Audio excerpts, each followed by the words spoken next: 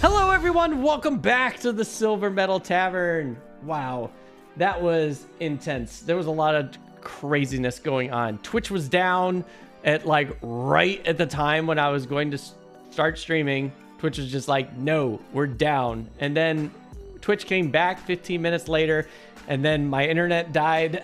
And I was just like, this is not gonna happen. The fates do not want us to stream this game for some odd reason. I don't understand why. But we're back. Welcome back to the Heroes of Gloomhaven, a series that I'm doing with Gloomhaven, where I invite content creators from all over to join me in my campaign of Gloomhaven. It's been a lot of fun so far. We're on our 17th episode, our 16th guest, because I've already had a guest who's been on, same guest who's been on twice. But it's basically like 17 guests, which is really fun. So that's pretty much what's been happening. Hopefully you all got to check out my family game night stream that happened on Monday, which was really fun. It was me with my sister and my parents were on stream, and I kind of redid the tavern. I kind of set up everything different, so it was really cool. It was like a multicam setup where we were just bouncing back and forth, and we played Downforce and For Sale, and it was great. If you haven't seen that stream, check it out or just browse through it. It was the first time I've ever played 2 games in under 2 hours, which is very rare, because when I play board games, I'm usually on here for like 3 hours or something like that. Just me. So it's really wild. So anyways, jumping back in to our show.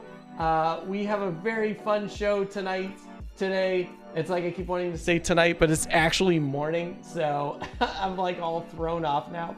But today we have a really great friend of mine who is here. I'm so excited that he's here to play, because I love playing board games with him. We're always versing against each other, but now we are together, competitive. We're a team now, so we can work together instead of against each other. Everyone, please welcome Ruel Gaviola. Hello, Ruel. Hello. What's up?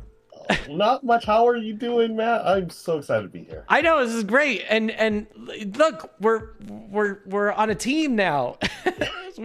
We're not facing off against each other. We're not across the table on from a backgammon table. So right. We are working together. It's not a gentleman's game today. I've been waiting to say that. I know. It's like, when we? Yeah, because we're not going to be able to say that this game unless I like totally bail on you in this quest and just run away. It's like, all right, Ruel, peace out. It's like, well, I thought it was a gentleman's game.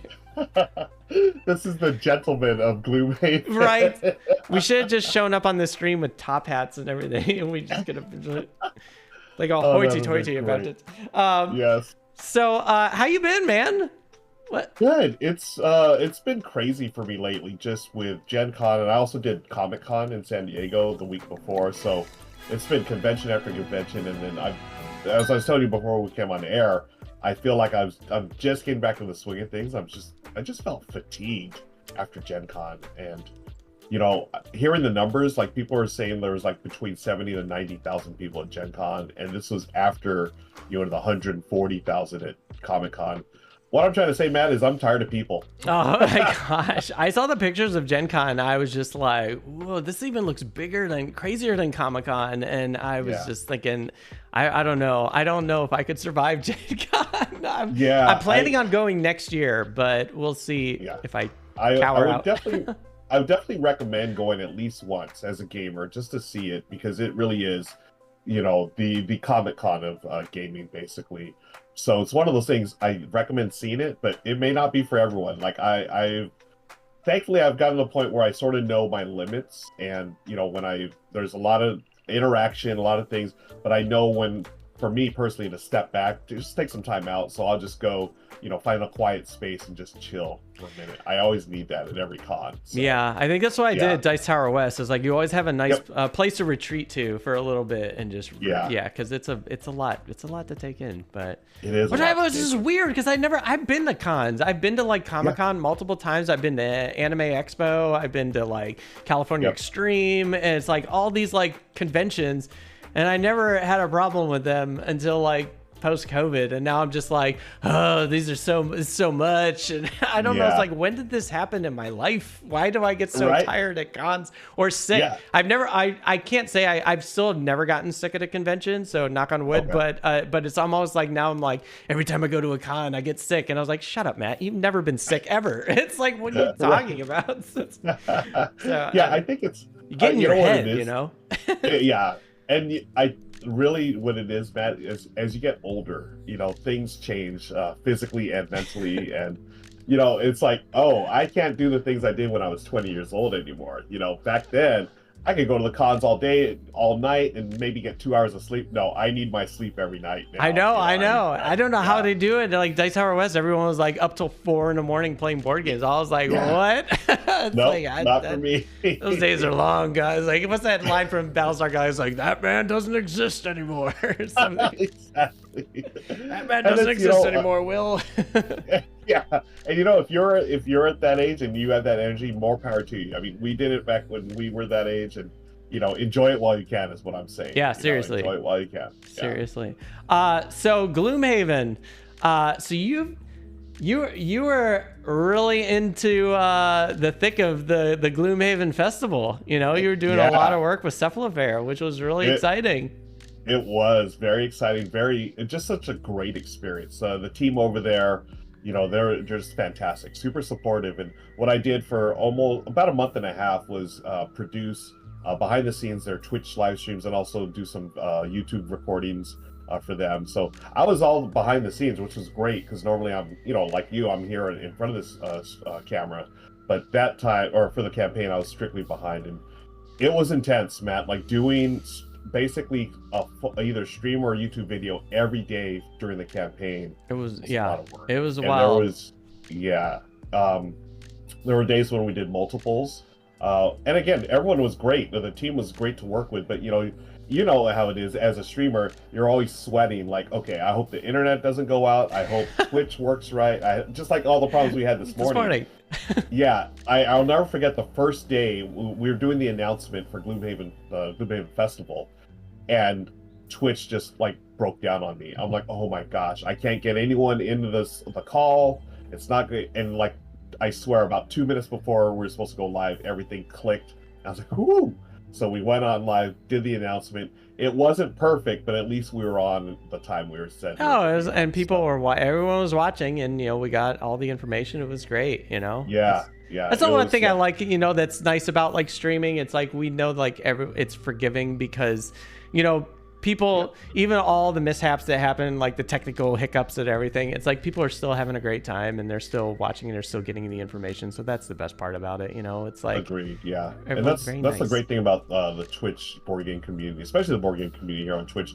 Very understanding. And you know, the running joke is, hey, if you're not having tech problems, are you really live streaming, bro? You know? Exactly, like, right? Yeah. Exactly.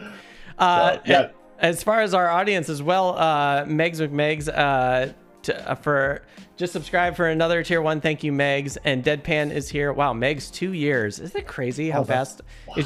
Did your Twitch anniversary swing by already? Is it? Yeah, it was. We celebrated my 3-year anniversary like a month right before Gen Con, and I was like, what the heck? I actually missed my anniversary. I was so busy, and it's like, oh, now now it's 3 years, I guess. Yeah, apparently mine's in September, and I didn't even realize it. I thought it was August, but apparently I was off with that, and I was like, oh, maybe it was in September. But all I remember is I was sick on my first stream. That's all. Oh, were you really? Yeah, I had a fever, and I didn't realize it, and I was like, I thought I was like really low on energy, and I was thinking, man, is this what streaming's like? Because I don't think I can do this. And then like afterwards, I like went to the bathroom just to like grab a thermometer. I was like, something doesn't feel right. And I had like this fever, and I was like, oh, okay, gang, I gotta go. And I was like thinking, man, this streaming life is tough. How do people do this for like 12 hours a day or something insane? Yeah.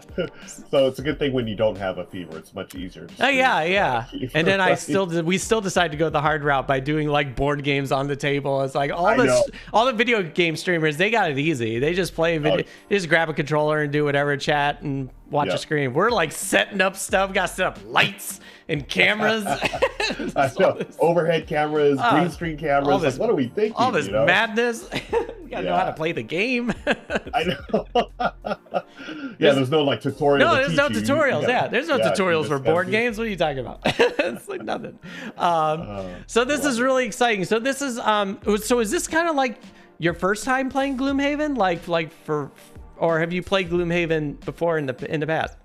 I have played Gloomhaven in the past, a couple of times with different sets of friends who had campaigns going, and this was years ago when the game first came out. So I got, a little familiar with it, but it was just one of those things where I didn't get into a campaign because I didn't have the game at the time, and then the friends that were into it, they'd already, they had their set groups and stuff. I basically was a fill-in whenever someone didn't show up at different game nights, and so I played a couple times. I really enjoyed it. But it was one of those things where I didn't have a copy of the game, and you know how it is. Like new games come in every week. It's like, okay, I'm not going to play this, and next thing you know, it's been 2 years since I played Gloomhaven. It's like, oh, okay, yeah. But what's funny is just working for Cephalo Fair for 2 months.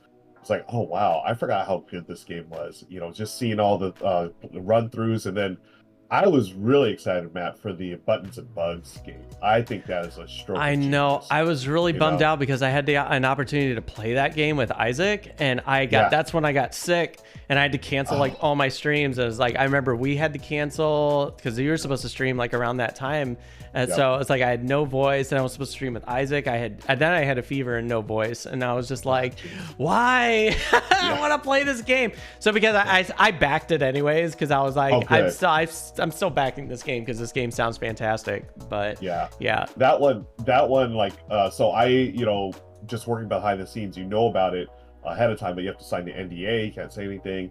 And I was like, when this thing comes out, I think it's gonna be a huge hit, just because I got to see the gameplay. I talked to the designers and we did an interview and stuff like that, and it was like, oh my gosh, this is gonna be a big hit. And really, it's genius how they took Gloomhaven and made it into this like pocket-sized solo game. It's so cool. Oh yeah. So I know what you're going through. Just keeping a secret like that. Just like you just wanted to. Dude, it's like when we just released that musical episode for Star Trek. That was the hardest secret I've ever kept in my life, and all I wanted to do was talk about that episode. I was like, I want to tell people about this so much.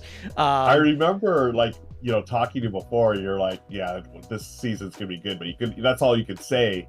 But there just seemed like there was like a twinkle in your eye, when you're talking. I can't talk about certain things. I'm like, ooh, I wonder. But of course, you were great about not saying a word about anything. But when that musical episode came out, I was like thinking about you. I was like, that's got to be one of the things Matt was talking about. Oh God, that's all I wanted to do was just have conversations with people, and that's awesome. It was crazy. I haven't even watched it yet. I'm so good. Behind. It's so good. Don't listen to any of the people. There's like people that are very dismissive about it on like Twitch, or not Twitch, Twitter. But it's like there's people like won't even watch it, and I was like, you have no say and you have no opinion if you're not even gonna watch it. At least if you watched it and you didn't like it, I can understand that. But it's like it's so good. The songs in this episode are so catchy, and it's not like we're just gonna take a Star Trek episode and flip it upside down, just throw music in it. It's like there's reasons why they're singing, and there are people on the ship who are very annoyed at the fact that we are singing. Like they don't want to be singing, so it's like they're with the haters. It's like I don't want this. So it's great. But no, great. It's an amazing episode. It was the music episode, the one you worked on? Yeah, that was my last episode for this season. It was so fantastic. How fun was that to work on? And was it like totally different than the other things you've been doing? It's so great. It's great because I mean we had a really amazing the creator of all the songs. They're all original songs, and Tom Pulse. I don't know how to correctly pronounce his name, because when we're working, we were all on first term name basis, so we all just refer to each other by our first names. But Tom worked on a lot of stuff. Like he did all the music for Crazy Ex-Girlfriend, and I was a big fan of that show too. I really liked that show. And when I found out that he was writing the songs for Star Trek, I was like, for this episode, I was like, oh, this is gonna be good. And they were all like bangers. They were amazing. And and they're all incredibly catchy. And it was nice because it's a nice flow, because when you're editing a scene, you kind of are editing the scene with the rhythm of the song, which makes it really easy. So it's not like, you know, because a lot of times when you're in the editing, you know, a scene can get like really lengthy or it can get too cutty or too short. But when there's a song kind of driving the scene, you're just kind of like, all right, this makes it a little easier. I know, you know, I can't speak for my editor, but I know like when we were editing that episode, you know, it was a lot easier. It was probably like one of the easiest episodes that we've done, at least I thought. Okay. I got to edit 3 scenes from that episode, which was great. And I also got to edit the last scene of this episode, which was I was so excited. So nice. it was. So how does that work? Like, do they give you the piece of music and they give you the visuals and you just line it up like that? Yeah, they kind of give us they give us what's called like a guide track, or they give us like the temp music, and basically like the composers, they already have like the composers will do all the music. Maybe they'll sing, maybe they'll bring in like just some artists just to kind of do like a temp vocals on it, and then we can kind of somewhat work off that, and then they'll have the actors do it, and then we'll get that. And then we just kind of like, we have just kind of the files, and we're kind of working with the files, and they play back on set when they record, they kind of play back the song so the actors can lip sync to stuff. And it's just like a typical, cool. It's like your typical music video, kind of like that. But it's not cut like a music video, which is great because we have a lot of wide shots, long shots. We didn't want it to be cutty like a music video. So, but it's very, very fun. That was such a good episode. It's so good. I can't wait till you see it, because a lot of people, I mean, the majority of people like love it. Even if they're not into musicals, they're like, I'm not into musicals, but this was fun. And I was like, cool. So but that's great. I love musicals, so I do too. I come from music. I come from a musical background. So when we got the music episode, I was really excited. And I know like there were our second team editor, she really wanted it too, and I would always joke with her. We had this like thing go, was like, I'm gonna get this, and she was like, no, I would get it. And then I was like, God, I hope I get it.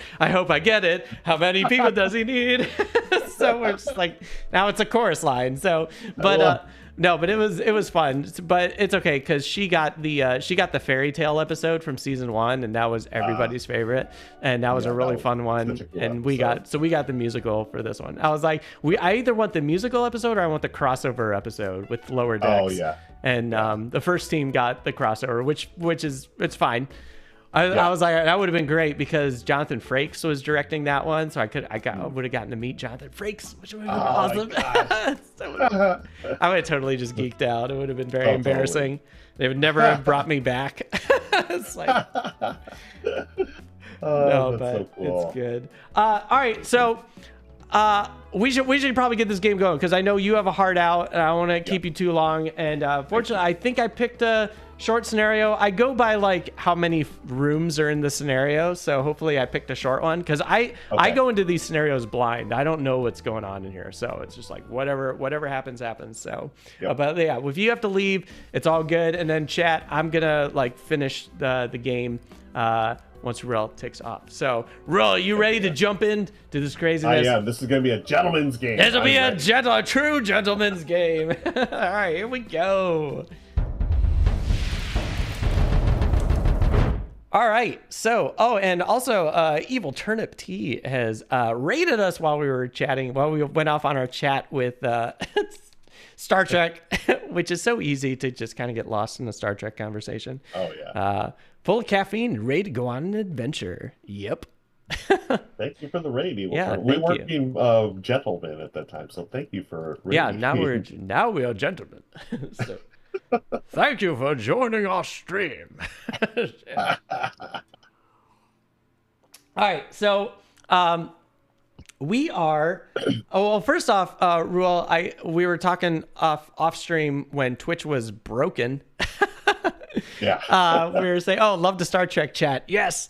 Yes. Well, you're definitely in the right place, because I love talking Star Trek. That's what happens when you work on that show. So it's great. Yeah. All right. So you have decided to pick the Doomstalker, which is great. So a fantastic character, level 9 maxed out, and I'm going with the Plague Herald. And now we're gonna go on our adventure to the Demonic Rift. And it was funny because on Twitter I tweeted that I tweeted like, "Oh, the brochure said this place was nice." The brochure slogan for this place said, "We have such sights to show you." And for those Hellraiser fans out there, that's what Pinhead says at the end of Hellraiser. Pinhead, which is yeah. great. Oh my gosh, what a classic movie. It's so good. So good. Ruel, I think we need to do more streams where we're just talking movies, because I think you and I can the same thing. Like, we definitely have similar tastes. Yeah. Now, Hellraiser 2 and 3, did you like those? I don't remember them. I barely remember 2, but is 3 the one where something happens, and I know this is probably gonna be big spoilers, but something happens and you see their origins, like who they were. Like Pinhead was like a pilot or something like that. He was like an Air Force pilot or something crazy, and you got to see who everyone was before they become Xenobites. Yeah, and that's what I was wondering. I was wondering if it was like 2 or 3 that went into their origin stories. I thought it was 3, but it might have been 2. I don't know. Yeah. After you see so many movies, they all start to just mostly because I'm old and now they're just fading out of my memory banks. Yeah. All right, so before we go on this quest, unfortunately, we do have to take this notorious road card. And what I like to do, Ruel, on these streams is I like to let my guests choose the outcome of these road events. Oh, so we're going on a trip. Despite your best efforts to find yourself lost in a forest, you thought you were taking a shortcut, but then got turned around and lost your bearings. And just when you think things couldn't get even worse, this is like a Shark Bites commercial. Just when you thought it was safe to eat shark bites, a wolf suddenly jumps out of the brush in front of you. Oddly, though, it doesn't appear aggressive. It howls once, then slowly and deliberately begins to walk through the trees in front of you, as if expecting you to follow it. So you have 2 choices. You can follow the wolf, or you can find your own way through the forest. What would a gentleman do? That's what I'm thinking right now. Let's follow the wolf. Yes. Let's follow the wolf. We got to see what's going on. All right, so follow the white rabbit. Followed the wolf. Miraculously, following the wolf leads you right to the edge of the forest and back on your track to your destination. The wolf howls once more and bounds off into the brush. You can't help but wonder who might have sent that wolf to assist you. So no effect, which is great, and we actually throw away the card, which is awesome. I'm glad, because I think if we would have taken the bottom action, it probably would have been very bad. So I'm glad you made it. You chose wisely, Ruel. I did not choose poorly. You did not choose poorly. Do you remember the Coca-Cola commercials for that when that came out? Yeah, I do. You chose wisely. Was it for Coca-Cola or was it for Taco Bell? No, I thought it was like it was a Pepsi Coca. It was one of those feuding Pepsi Coca-Cola commercials, and I think they chose. Oh wait, but did he choose Pepsi? Maybe he chose Pepsi. And I think he chose Pepsi, and he was like, "You chose wisely," or something. I remember those. God, they don't make commercials like that anymore. I feel like. I know, and I could have sworn there was a Taco Bell tie-in too for some reason. I thought there was a tie-in to Taco Bell. I would not be surprised. Yeah, again, it's all blurred. Yeah. Oh my gosh, that's so crazy. All right, so we're here. We're at the demonic rift. And let's see what happens. So our goal is to close the rift. So this is an objective mission. So maybe it'll go a little faster than we thought. We'll see. In the middle of the night, you find... Oh, I gotta take my glasses off. I can't see. I'm so old. All right. In the middle of the night, you find your way to the location marked on your map. You see the Spellweaver. Oh, by the way, the whole point of this is on the road, we ran into my previous character, my Spellweaver that I retired.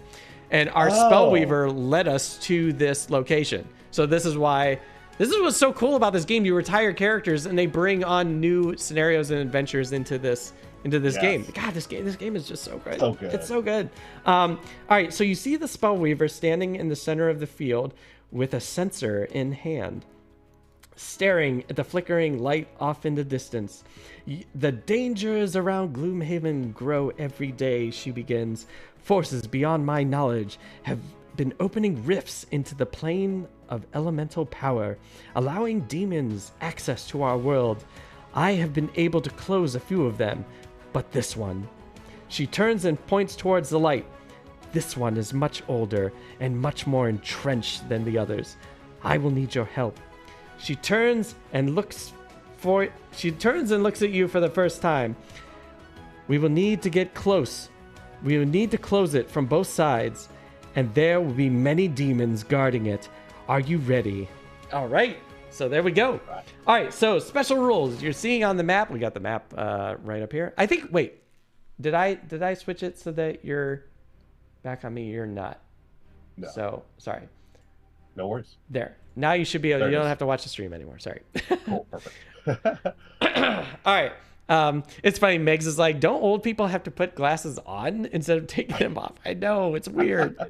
It's like, do you have progressive lenses? No, I used to have progressive lenses, and I thought they were annoying because I was still going like this. So I didn't put them in these ones. These are new lenses, and I don't have them now. It's like worse. And I was like, oh god, okay. I already paid for these lenses. I don't.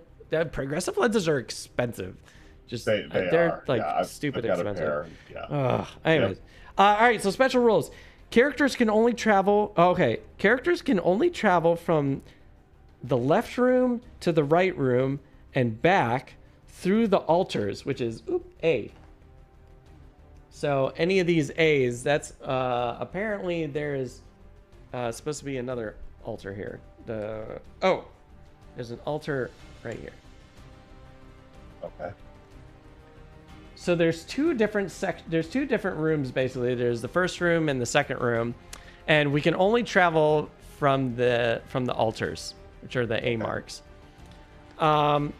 Let's see what else is going on here. So a character may spend one movement to move to any hex adjacent to one altar to any adjacent hex to the other altar. So you're like teleporting. A character summons and monsters cannot move this way. Okay, so at least we know these monsters can't come over here and these monsters can't go over here. Okay. At least one character must be present in the left room at all times or the scenario is lost. Oh, whoa. God. Okay. In addition, if at least one character is not present in the room right at the end of every... Oh, sorry. I misread that. If at least one character is not present in the right room at the end of every even round, one night demon will spawn adjacent to the altar in the left room. Oh god, that's terrible. Wow. And night demons are like no joke in this game. They're serious. The spawns are all normal. Okay, so that's good.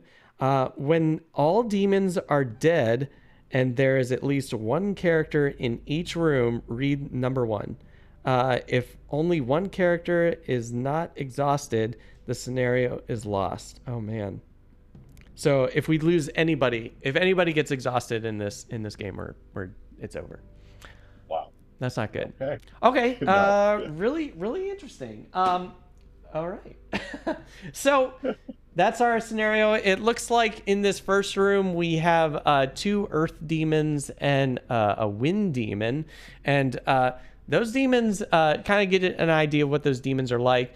The top line is their hit points. So Earth Demon has 15 hit points. The bottom demon has 7.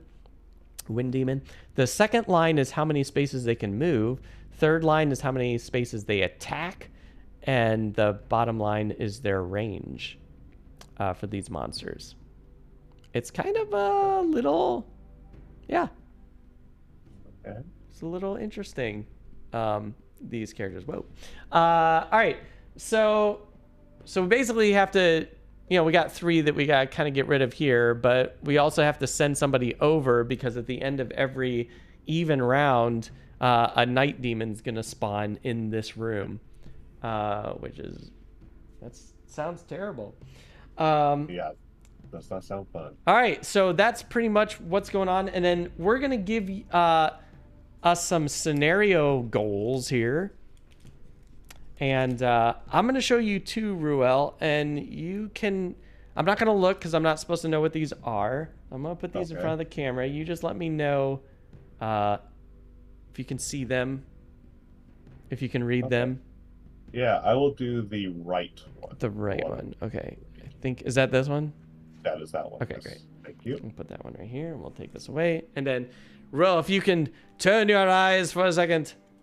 I will I will close my eyes. close my It's like a gentleman. This is for chat, so they know what I'm gonna go with. Oh, okay. Well, I'm definitely gonna take this one. This is the one I'm going with. Makes the most sense. All right. Cool. Okay. All right, that's it. Then we're done with that. All right. Okay. All right, and now we can pick our ability cards. So what you have is you have a spreadsheet from yours truly, who will. Here we go. Where is it? Why is it not showing up here? All right. So you have a spreadsheet right here. You can pick 12 cards from this spreadsheet. Now, I was telling you a little earlier, like how the Doomstalker works. Basically, all the Dooms kind of, you attach them to a monster. You can only have one Doom out at a time. And as long as that Doom is on that particular monster, they will take the effect of the Doom.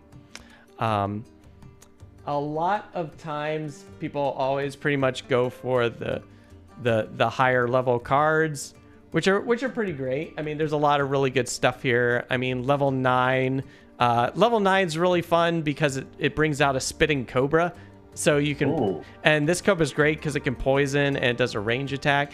The ones that I think you'll be really interested in is the level 7 card, Impending End.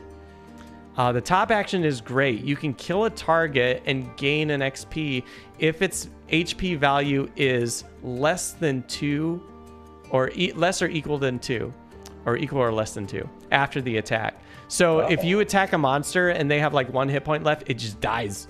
It's awesome. Great. Oh, thanks, Megs. Megs is like, I love this spreadsheet. I know this is a great spreadsheet. Oh, it's amazing. Yeah.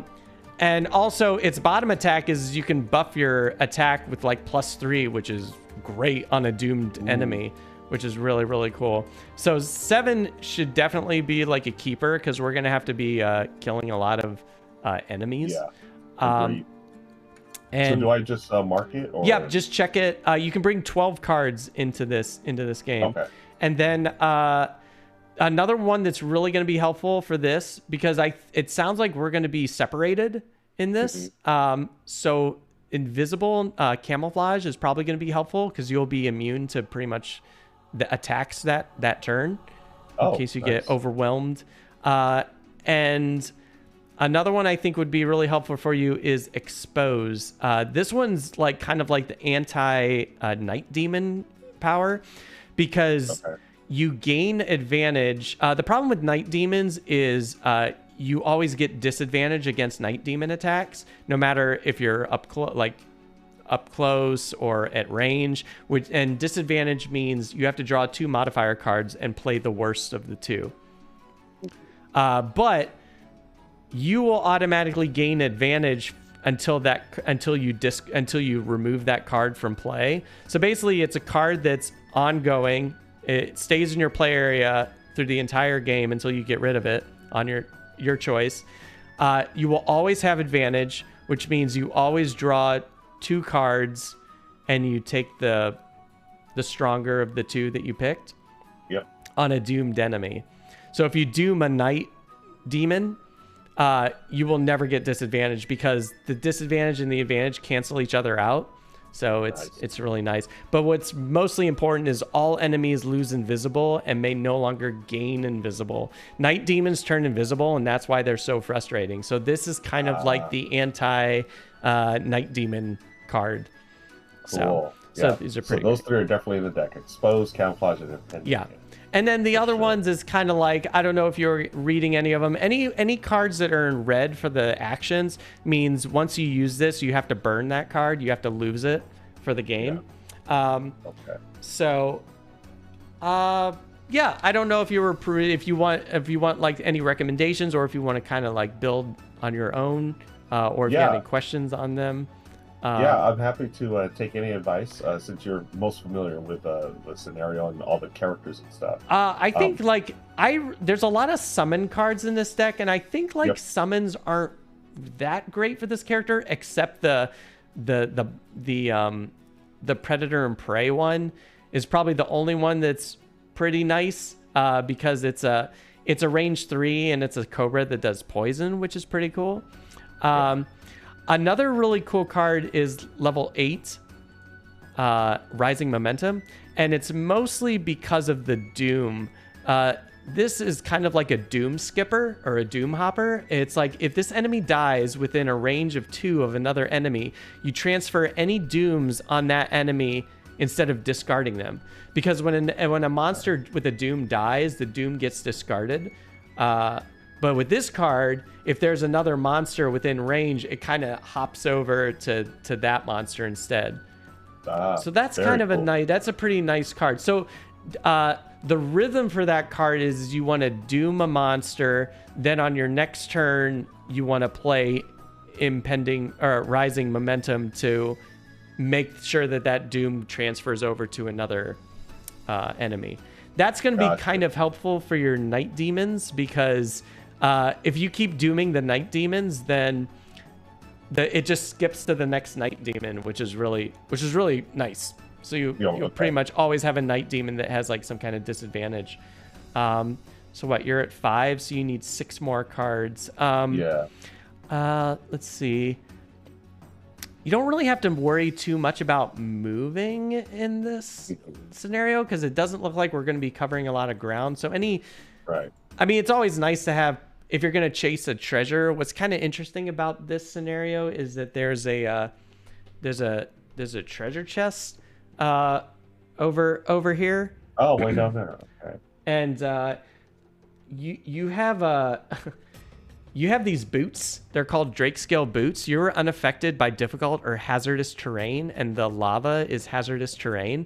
So you kind of just walk over those with ease. So you're just kind of immune to that stuff. You can't walk over traps, and there are 3 traps in this. There's 3 damage traps. There's one here, and there's one here. They do 6 damage, so be careful. Okay. Watch out for the traps. But yeah, you're not going to be covering too much ground unless you maybe want to take like a move 5 or something. A nice card is if you're going to be doing a lot of stuff, Swift Trickery up here would be a fun one because it does 2 attack, but it'll do +2 to anybody that's doomed. So it's basically, it becomes a 4 attack card.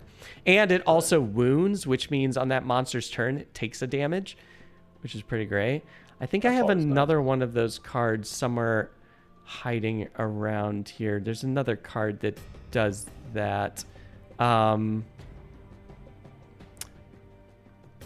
does the wound? It does like an extra damage. Oh, it's Press the Attack, which is a level 3 card down here. This one does 2 + 3 to dooms, to doom monsters, so that'll be a 5 damage. I'm trying to think if there's any other fun one. Solid Bow is where Solid Bow is nice because it does a wound. This character's all about doing damage. So Solid Bow is a really fun one. It's a nice attack. It's got a great range, and it also gives you a move of 5. Which is really good. So so far you have 2 move 5 cards. So you have movement, you have mobility, which is great. Yeah. And how many cards do you got so far? 1, 2, 3, 4, 5, 6, 7, 8. 8. Wow, there's so many. 4 more. How are we doing as far as healing? Do we need heals? I gave you a major healing potion, so you can heal yourself for 5 on your turn if you need to, which is really nice. And I have a healing ability, but like I said, I think we're going to be separated in this game a lot for the majority of the time. But I'll let you look. Those are the cards that I kind of recommend. I'll let you check out some of the dooms real fast while I pick out my cards here. Yeah. And if you have any questions on anything, or if you just want to ask about a card or anything that kind of helps, it's going to be interesting. Let's see, what are the Night Demons do? The Night Demons basically just do disadvantage if you're trying to attack it. So I guess any doom, if you're going to be by yourself, any doom that kind of like strengthens you is going to be helpful. Any doom that will kind of like leech life from enemies could also be helpful. You know, just to kind of speed things up. I know Race to the Grave is, you know, that sucks like 2 life from monsters on their turn, and it's true damage, so they can't block it at all. Okay. But yeah, there's a lot of stuff that's, that's pretty great. It's like I get to go super fast there initiative wise. So that's yeah, this character is like lightning speed. Like this character always has a very fast initiative, which is really good. That is good. Let's see. So, and I'm basically building like a curse deck. So I'm going to be trying to curse. I'll be trying to curse a lot of monsters, which means I get to throw. I basically get to throw a curse card or a nullify card into their deck. So if they're attacking us, hopefully they get a nullify card and kind of screws up their plans, which would be great.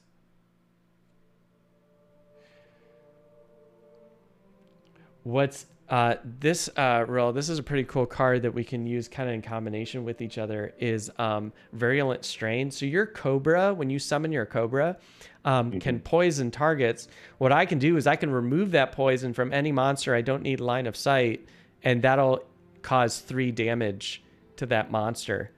So it's a nice kind of way where we can like help each other. Like your Cobra does the attacking and poisoning, and then I'll just like remove the poison from that monster. That's a cool card. Yeah, it's pretty combo. Solid. I do like that.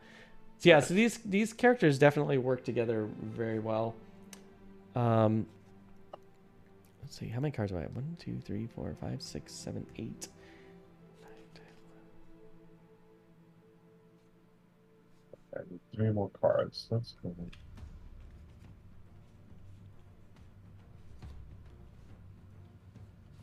So you don't have a summon. I don't. Yeah, I don't really do summons. This character's more about like debuffing and crowd control. So I pretty much won't have that. Okay. Yeah, it seems to me, because you have more mobility and that all the night demons are on the right side, that you're probably going to take the right side of the board. Yep. And I'll just kind of hang out on the left. So my mobility, I'm not even going to really be that mobile in this game. Okay. Honestly. Whoa! Oh, dang. We're getting a raid. Getting raided by Jess. CCG, what's going on, Raiders? Jess, welcome. Hello, friend. To the Silver Metal Tavern. Hey Jess, what's happening? How are you? Welcome back. Welcome back to Heroes of Gloomhaven, where I bring content creators from all over to join me in my Gloomhaven campaign. And today we have Ruel Gaviola joining me, which is great. Hello. Yes. We're picking some cards and we're playing some Gloomhaven. Welcome, Jess. Yeah. So Ruel's like just kind of picking some cards, going over to seeing what cards to bring. What's happening over here? Fun stuff. Yeah, I'm trying to see like how many cards do I got. 1, 2, 3, 4, 5, 6, 7, 8, 8, and then I think I have 12 now. You have 12. Okay. What else did you take? Oh, actually, you know what? You don't have to tell me because I'm gonna pick them all out anyway. So it's all okay. It's all good. Let's see. So I'll take this one. Oh, all right. Sorry. Just looking real quick. And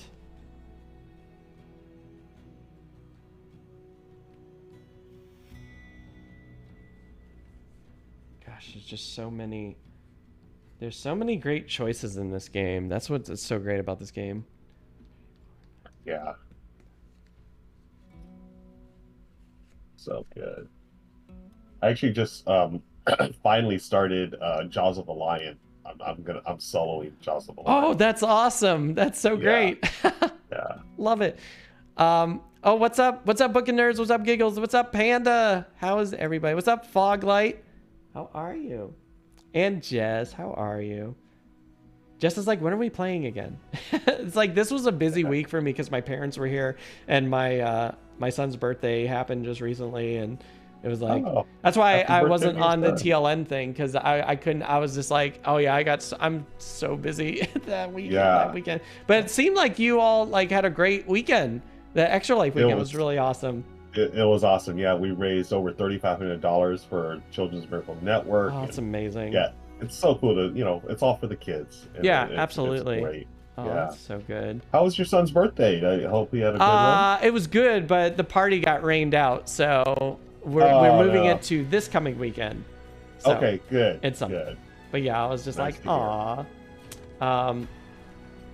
Sad days. Yeah. All right, cool. So I think I'm good. 1, 2, 3, 4, 5, 6, 7, 8, 9, 10, 11. All right, so I got my 11 cards. And let's see. So you're all done picking? Yes. All right, good to go. Let's see what you got here. Not that one. That one. All right. So you got Race to the Grave. We got Solid Bow, which is great. I'm gonna get this out of the way so check and see what you picked. We got Solid Bow. We got Swift Trickery.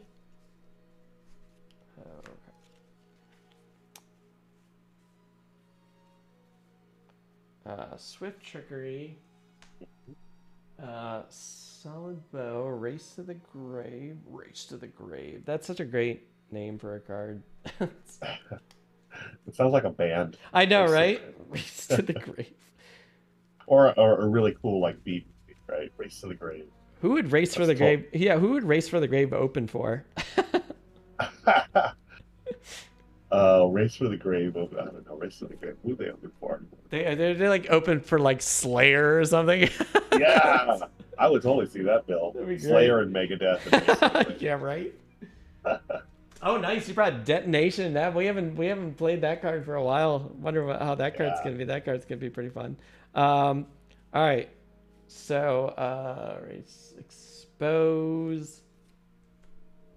That card is going to be your saving grace. That card should be like first. Activate that card first. Let's see. Press the attack. Press the attack. And fight the flight of flame. And let's see, what else do we got here? Camouflage, Impending End. Yeah, Impending End is going to be great when you can get the timing of it to work right. It's going to be great. Right. Impending End. Gotta get those enemies doomed. Rising Momentum. Where is... What am I missing here? And Predator and Prey. Predator and Prey. And then Sap Life. Sap Life. Sap Life. And then, let's see. Oh, I feel like I'm missing one. Is it? Oh, it's Camouflage. Camouflage. Cool. Camouflage. Okay, great. Okay. My deck is basically comprised of like curse and poison cards. So we're gonna be cursing a lot of enemies here. So it'll be great. So, all right, Dungeons and Profits. As DeWall says, Gloomhaven accounting, Dungeons and Profit and loss statements. All right, so let's begin. So it looks like we can kind of start.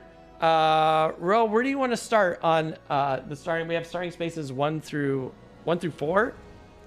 Is there any particular starting space that you would like to hop on for your character? We go to space number 3. Space number 3. Okay, great. And I guess I'll just go to I guess I have to be probably doesn't really matter. They're all like within range of getting destroyed. So, fun stuff. All right, so cool. So it looks like in this first room we have 2 earth demons and we have an elite night demon, or a wind demon. Sorry, this wind demon is going to be particularly gnarly because it has disarm. So if it attacks you, it'll take out your ability to attack for that round. So we should probably use some high initiative and attack this thing and kill it very quickly, because this thing's probably going to cause some problems if we can't attack. You do have a really cool line of attack cards down here, or not gear, sorry. Okay. You have this, and if you forget any of these, don't worry, just let me know. You have this empowering talisman, which means you can any of these items here, these accessory items are consumable. You can only use them once, but this will let you bring one of them back, so you can use it again. Ooh, that is a good one. The Drake scale armor and the Drake scale armor means you are immune to poison and wounds, so you don't eat any of that damage. We already talked about the boots. The boots means you could just walk over lava and thorns without taking damage. You have a weapon called Piercing Bow, which ignores all shields on an attack, on the entire attack action. Oh yeah, which is really great. And then you have these really cool accessories here. If you have the steel ring, if anybody attacks you, you get 4 shields to protect you. The Ring of Haste is a really, really great card. At the end of your turn, you can play 1 card from your hand and immediately perform the bottom action, which is huge for your character, because that's really cool. This is kind of where you would want to doom a monster and then use Rising Momentum, use the Ring of Haste for Rising Momentum to throw that extra doom on them. Yeah. That doom skipper. So that's just make sure you don't kill that monster before you can play the Ring of Haste, because timing, as you know, timing is like everything in this game. It's pretty wild. Okay. Wow, that's a cool. It's a great card. It's a phenomenal card. And the fact that you could potentially use it twice is ridiculous. You have Stun Powder. Stun Powder means you can stun an enemy during your attack. And I got you 2 potions right here. You have a Major Power Potion, which means you get +2 attack to your attack, and you get healing, so you can heal for 5, which is great. Nice. All right. Do you lose that card? Meg's asked, do you lose that card after you play it with the Ring of Haste? You do. Oh wait, which card? Lose or discard? Do you lose that card? I mean, yeah, you'll lose any of these Ring of Haste. Any of these, all these accessories are burnable. You burn them. But I don't think Rising Momentum, the Doom Skipper, is burnable. Like, you don't burn that card. You don't lose that card. There's very little cards that this character at this point will lose, which is great, that are Dooms. I don't think any of the Dooms, you don't lose any of the Dooms, which is awesome. Okay, that's good to know. All right, so now we just pick our cards that we're gonna play. So, Ruel, let me know when you pick the cards. You'll know when I picked, because I'm just gonna lay my cards down like this, which will let you know that I'm ready. And then whenever you're ready, you just tell me what cards you're playing and what card you're leading with, so I know what the initiative value is. Cool. I think we kind of started to formulate a plan. I think we were talking about attacking this elite, getting this elite out of here. That elite has a health of 7, but it has a shield of 2. So whatever damage you're going to do to that elite, it's going to eat. The shield's going to eat 2 of those damage. And then how far is that wind demon from us? What's that? How far is that demon away from us? Oh, it's 1, 2, 3, 4, 5. It's 5 away, but it has a range of 4. Okay. Oh, sorry. It's an elite. It has a health of 8. Sorry. Okay. Health of 8, shield of 2. So, it's So it'll definitely be in range to hit us if it wants to. I'll see if I can try and slow it down, or at least something. The problem with the Plague Herald is I move very slowly. But you have some very, very speedy cards, which is nice. Yeah. But yeah, Like, unfortunately. I definitely want to play a speedy card.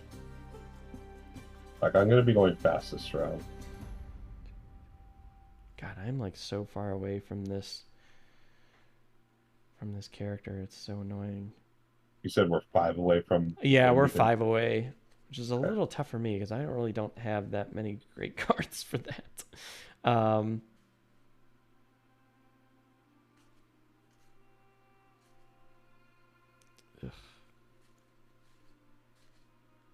many terrible cards. And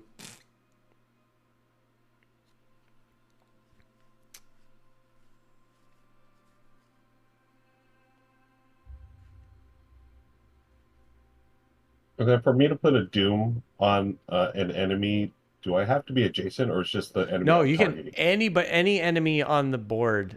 You don't have to have line Oh. of sight. You just pick any enemy on the board. That's okay. That's It's really cool. great. It's really, really great. So, yeah.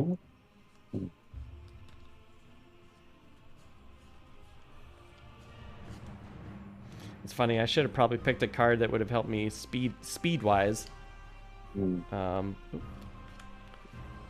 But alas. Alas. Okay. Hopefully I can go before them, but we'll kind of see. All right.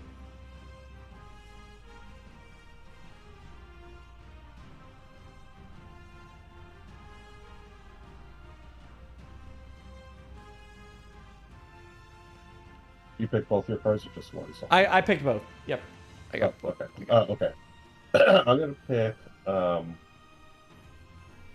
Shoot, no, I lost it. Where's that card? I want to do the one that transfers. Oh, that's well, don't do that one yet because you haven't doomed anybody yet. That's going to be the one that you're going to want to play at the end of your turn. Okay. How about Race to the Grave? Race to the grave. Race to the Grave. All right, Race to the Grave. Slayer. And and Slayer. What's the other one? The other one, let's go with what? How's it? So invisible. I just become invisible and I can attack. Is that right? Yeah. You would. That's basically you attack, then you become invisible, or you move and become invisible. Okay. So camouflage. Let's do that. Okay. And which card do you want to lead with? I want to lead with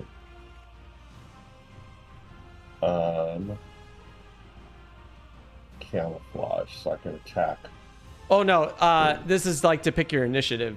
I'll pick my initiative. Yeah. I'll take a Race for the Grave, probably. 23 and 9. Yeah, 9. Yeah. Race to the Grave. Race to the Grave. Race to the Grave. Well, Cleveland, welcome, Race to the Grave. Hello, Cleveland. Hello. We hear you. I don't know why I always go to Cleveland first. It's a Spinal Tap thing. Yeah, it is a Spinal. It's so funny. Right? It's so true. It is. Hello, Cleveland. We hear you. And they're like lost. And they get lost in the. Oh God, it's so good. It's so one of my all-time favorites. I love that movie so much. Yeah, it's so great. All right, so we have that. I have Fletted Fury. Fletted Fury. Flurry. It's one of those words. I don't know. And then you got Camouflage and Paralyze, and I have Paralyzing Bite. I feel like my focus is off for some odd reason. It's like you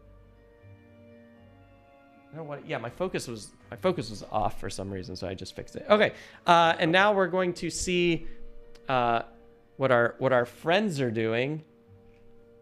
Oh yeah, this is much better. Okay, so all the monsters are on except for the living spirits, which apparently are going to be coming out later. 79, so they're going late. The Wind Demon's going 21, so they're going to go before me, unfortunately, but at least you get to go first. Whoa, and the Night Demon is going, but Night Demons are on the other side of the room, so we don't have to worry about them yet. Okay. Good. All right, so you go first with a 9.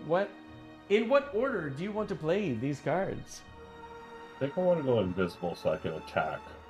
So you're gonna do the attack first. Camouflage, yeah. All right, so you're attacking, and you're gonna attack the Wind Demon. Yes. The Wind Demon does have a shield. Do you want to use? There's a couple options you can do, but of course you can save these for later in the game. You do have Piercing Bow that will nullify all shields, and you do have a major power potion and a stun powder. So these are like, now I'm not saying you have to play all these, but these are options like recommends for your attack, whether you want to play them or not. This will negate shields. This will give you extra damage. This will actually stun the character, so the character doesn't do anything on its turn. Okay. And like I said, you can use them now. You can use them later. This is just showing you what you could use if you want. And you can play as many consumables as you want on your turn. Yeah, I mean, we got them. Let's use them. We got them. So let's use the bow. The bow? Get rid of those shields. Okay. Yeah, the bow is the only one that you can't bring back. But like I said, this is the only elite on the board. So yeah, we want to take care of this elite right away. Right. Bring down those shields, Scott. Nice. This demon is going to attack. Who's this demon going to attack? 1, 2, 3, 4, 5. Okay. So this demon will attack you on its turn. Oh no, but you're turning invisible, right? Yes. Okay, perfect. So great. Cool. All right. So let's flip this card. You're doing what? 3 damage to it. Oh my gosh. Yes. Oh my gosh. It's a ×2. It's a blessing. So you did 6 damage to it. It cuts right through the shields. That's amazing. Nice. That's a good way to start. That's a great way to start. That's a fantastic attack. Thank you, Cleveland. Thank you, Cleveland.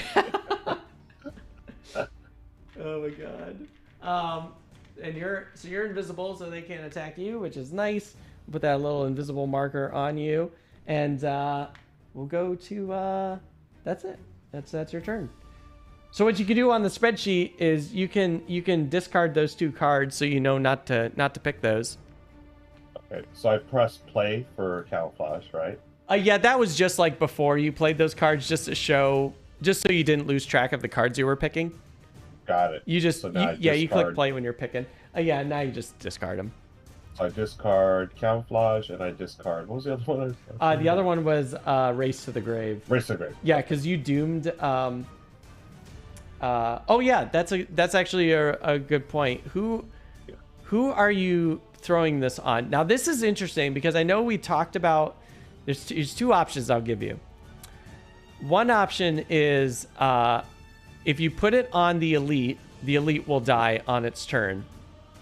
Or if you want, you can put it. You can put it on one of the Night Demons to start draining their life. So the choice is yours. I'll leave the call up to you. Yeah, no, I like putting it on the Night Demons. That way we get ready, because we're going to go in there, or at least I'm going in there for sure. So I want to sap some of that life energy from them before even walk into the room. Is there a particular... Oh yeah, that one's just a Wind Demon over there, so that's nothing crazy. Which one would you want to put this on? How about the one that's closest? I think it's number 4. Number 4? Okay, so we'll put this... Because I'm going to be going through the altar, correct? Where the A is? Right. Yeah, you're pretty much going to be jumping on there. Okay. Cool. Okay. All right. So the Wind Demon is going to go, and it looks like it's going to attack me, but that's okay. I can eat some damage. It's fine. Okay. Oh, but I'm going to be disarmed. Oh, I didn't think about that. Actually, before can Can we actually? Sorry, would it be okay if we actually threw the doom on the on the wind demon instead? Yeah, I'm okay with that. Sorry, because if it's gonna attack me and then I won't be able to attack, and I was like, oh no, that's not yeah, good. let's definitely do that. But yeah, this is a gentleman's game. This is a gentleman's game. Yeah, that's probably a much better. Probably a much better play. It'll save me. Yes. As Ruel's like invisible, like, yeah, take care of yourself. Peace. See ya. All right, so the wind demon's here. It's taking race for the grave. So basically what happened is this is your active pile up here. It takes 2 damage from race for the grave, so it just immediately dies. You get your doom token back. Oh wow, that was this quick. Character's dead. Oh yeah, your Doomstalker is really powerful. it just shreds everything. It's great. And then that's gone. We don't have to worry about that. It turned into a coin, so if you land on that spot at the end of your turn, you get $4. Yeah, thanks. Thank you for that. That was very helpful. Yeah, you're welcome. And you're invisible. Now this doom does go away. It just goes to the discard, so it's fine. And then now it's my turn. For 26, we have these earth demons now that we kind of got to get rid of. So I'm going to play... I'm going to move... how fast are these things moving? They're moving 3. Oh, God. So they can definitely get to me no matter where I go. So I'm just going to go 1, 2, and I generate wind from that. I guess I fought it all the way here. I generated wind. Generating wind. Nobody wants to be by this character. It's hilarious. I know that's such a Spinal Tap thing too. Right? Generating the wind. My favorite part in that movie is when he has the idea to dress up all the characters as all the band members as animals, and they just stop it. And he's just like, "Do you realize how expensive it would be to dress up the entire band as animals?" And they were like some crazy Zodiac like characters. Yeah, it was like a total Zodiac. I think like Nigel or somebody was like a lion or something, and I was just like, "Oh my god, that would be insane." So good. All right, we're gonna I need to watch that again. It's been a while. it's so good. We should like do a watch party of that if it's streaming on Amazon like Prime. If it's Prime, we should watch party it and just watch it. Can we watch party together, or is I've never done that. Yeah, okay, you can I think like, so. We would just be doing what we're doing now, and then I just set up the stream for a watch party, and we just kind of chat. For that. Yes. We'll do like a split screen like down the center of this main screen, perfect. and we could just chat. And oh my god, that would be so fun. I haven't done like a watch party in like forever, so. Yeah, let's do it. It would be good. All right, so I'm going to stun number 4 up here with the attack. So it's attack of 1, stun of... Oh, no. I'm going to do 2 because I don't have disadvantage if I'm there. So we're going to do 2. So, okay. It's a +1, which is great. So I did 2 damage to it. Put 2 little damage markers on number 2, and I also stunned it. Nice. That's helpful. At least that won't attack. I'm trying to decide if I want to turn on my cloak of invisibility. I don't think I'm going to, so I'm going to say no to that. And then I'm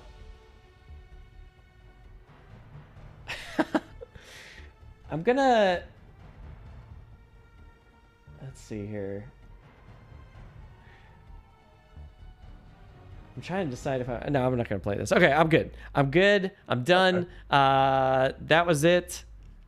And now, finally, the Earth Demons are going to move. So this Earth Demon is going to move 1 towards me, and it's going to attack me. Because it's... Oh, no, that's the one I stunned. It's the one that's right here. It's going to attack me. He's very upset right now. Let's see what kind of damage it's going to do. It does 0, so it attacks me for 4. Wow. 1, 2, 3, 4. Yikes. That's okay. I can heal myself, so it's fine. Perfect. And that's it. And now we just repick our cards. Oh, so something happens. Does something happen at the end here? It says, at the end of every even round. Okay.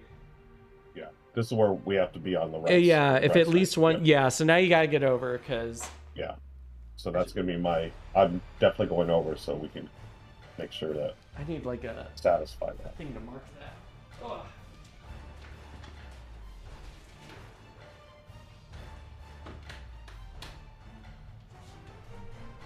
Okay, back. All right, I'm back. All right, so that was round 1. Now we're in round 2. So yeah, Night Demon will spawn if you don't get over there. Yeah. Where's the Night Demon again? What number? The Night Demons are right when you pop out. There's 4, and then there's 3. Okay, so yeah, I'm gonna go towards that 4. Yeah, and how much movement do I need? It's gonna cost a movement to teleport over, so it would be 1, 2, 3. Okay. So you would just need at least 3 movement to get over there. Okay. Okay, so let me see. So I'll stay over here and I'll just kind of take care of these night demons.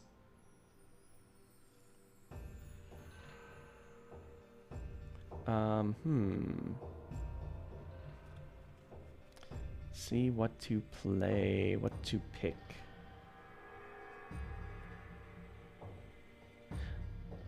Oh, and yeah, if you are going to go over there, make sure you turn on your, that thing that gives you advantage, because the night demons will. Yep. So. Or at least expose. It's one of those cards. I can't remember. Gain advantage on 1 attack each turn targeting Doom Dead. All enemies lose invisible. I think that's the one we're talking about. Yeah. It's funny because we can't discuss the cards. Oh, that's right. Yeah. Play by gentlemen's rules. We don't discuss cards at the table in detail. like we can talk about we're going to go fast or slow, right? I think that's allowed. Yes. Right. Yeah, we can say like I'm going to go quick, I'm going to go slow, I'm going to attack this enemy, I'm going to attack that enemy. But okay. We just can't talk about. I'm definitely going quick. Yeah. Yeah, because these guys are these guys are gnarly. I don't like those characters. I mean, they're only 8 health, but they're just gross. They do bad stuff. Yeah. Okay, I've got my cards. Bad things.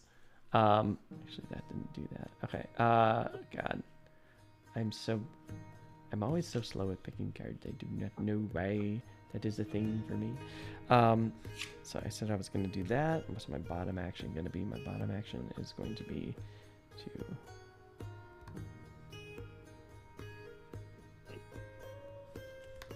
Perfect. Okay. Great. My character is so slow. All right. What you got? So I've got Swift Trickery and Expose. Expose? You're like a flasher. Is that like the Doomstalker is like a flasher? Expose. Check this out. Woo! What card are you leading with? I'm just picturing this Doomstalker in a Expose. Let's lead with Swift Trickery. That's 11. Okay. All right. Swift Trickery. Okay. And then I'll be leading with Nightmare Affliction. Now you're still invisible until the end of your turn. Oh, okay. So even if these monsters go fast, you're still invisible, so they won't attack you. How long does that invisibility last? It always lasts till the end of your next turn. And next turn, got it. So you casted it, you were invisible, and now this turn, this is your next turn, you'll be uninvisible. You'll be exposed. Exposed. As the scoundrel you are. And then let's see what our friends are doing up here. 93. Yeah, the Earth Demons move very slow. Pretty slow. The Wind Demon is also, unfortunately, none of these characters are really moving on the other side. They're not moving until you hop over. Yeah. So they're just kind of staying put. The Night Demon moves 22, so yeah, not too much of a worry. All right, so you begin. So how do you want to play out your turn? So I want to move with trickery. Okay. So I can get over there through the altar. All right, so you're gonna go 1, 2, 3. You have 2 movement points left, unless you just want to like stop moving. So the other card I'm going to play is Expose, where I gain advantage on one attack each turn targeting a doomed enemy. Okay. All enemies lose invisible, and they no longer gain invisible. Yep. So the Night Demons can no longer turn invisible, and you always have advantage on Doom monsters. Okay. Do we have a Doom monster there already, or no? Did I use that on? You use it. We changed it. Remember, we changed it to the Night Demon. Yeah. So nobody's doomed at the moment. But if you want, you could use your Ring of Haste at the end of your turn to throw a Doom. At somebody. That's So I can do the ring. That goes after this, though, right? Is that the timing? That would be after. Yeah, that would be at the end of your turn. Okay. Yeah, let's do that then. So Expose and then the ring. But real quick, you had 2 movement points left. Did you want to stay where you were, or did you want to move anywhere on the board? Let me see. If I stay there, they both come after me. Is that correct? Yeah, they have a movement of 4, and they're melee attackers, so they're gonna try and rush you. But they can both reach you, so they'll both be probably right there when they attack. Okay.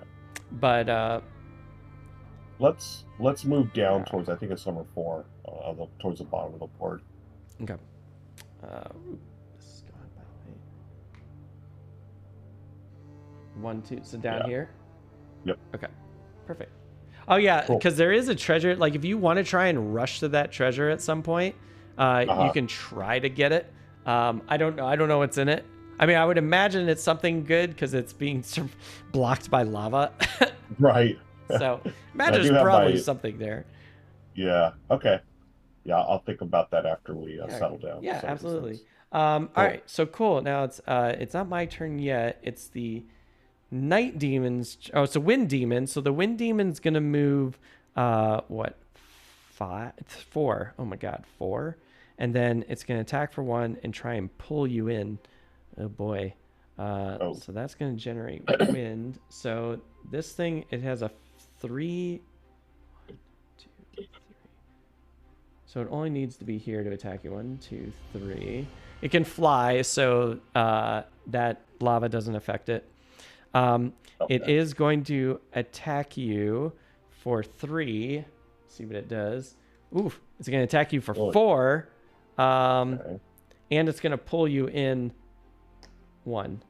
But that's okay. Lava doesn't hurt you, so you're fine. Got my boots. Yeah, you got those boots.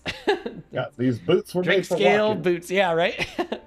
But it does attack you for 4. But your steel ring automatically kicks in, so you have a shield of 4. So you just block it. Sweet. God, this character is so great. This character is really, really good. Really cool. It also generates wind. And I love how we got this like little Beavis and Butthead chuckle going on over here. It's like generate wind.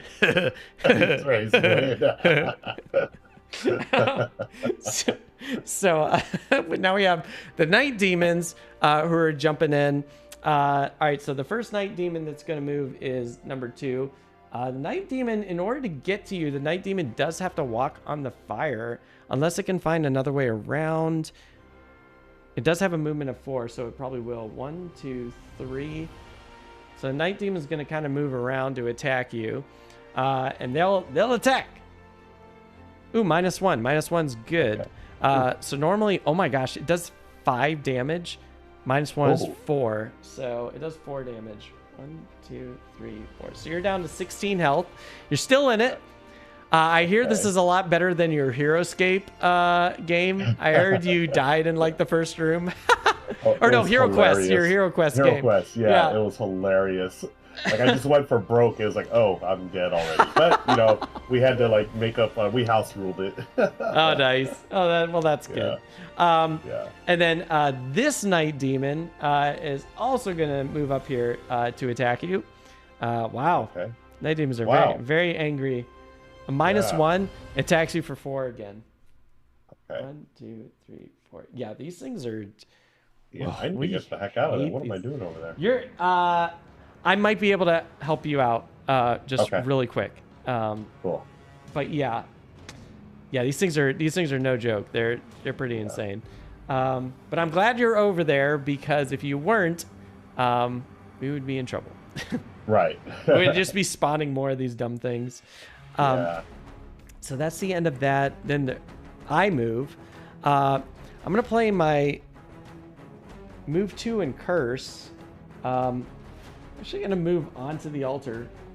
Can I move onto the? Is that an obstacle? Oh, it's an obstacle. I can't move on top of it. Okay, that's fine. I'm all right with that. I am going to move and curse, but I'm not really gonna move. I'm just gonna kind of curse. So we're going to curse one of these demons that's in here, which means I get to throw like a nullify card into their deck. Nice. So that slows them down a little bit. And then I'm going to attack both of them. Oh, you know what? I have to move back 1. There. I move back 1 so I don't have disadvantage from them. Oh. And now I'm going to attack both of them with an attack of 1, but it's going to do poison. So let's do our first attack. We're going to attack, I guess, number 2 first. Ooh, Okay. I poisoned number 2 and get to draw again. Nice. So that character is poisoned. And then we'll do another attack. +1. Nice. So that's 1, 2, 3 for the poison. So it does 3. Boy, that character is just... That monster is not having a good day. And then I get to attack. Oh, and I get to curse them. So we're gonna put another curse. We're gonna put another curse card in there, and then I get to attack number 4, which is up here. Let's see what number 4 is gonna get. +1. Hey. So that means it takes 2 damage. It also gets poisoned and cursed. They're having a bad day. Oh my gosh, this character is so great for that. Just cursing. Oh, I love this character so much, and it's sad because I only have this character for 2 more scenarios, and then it's gonna retire, and then I get to see what the next one is. But I'm gonna miss this character. This character is really great. I hope that I don't get a not so great character. I don't know. I'm imagining all the characters in this game are pretty awesome. So Yeah. all right, and then that's the end of me, and I generate darkness.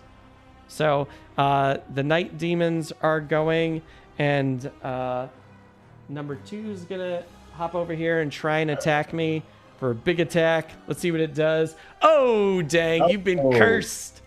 And Nice. then the other one's coming in. You're like, that was my friend or something.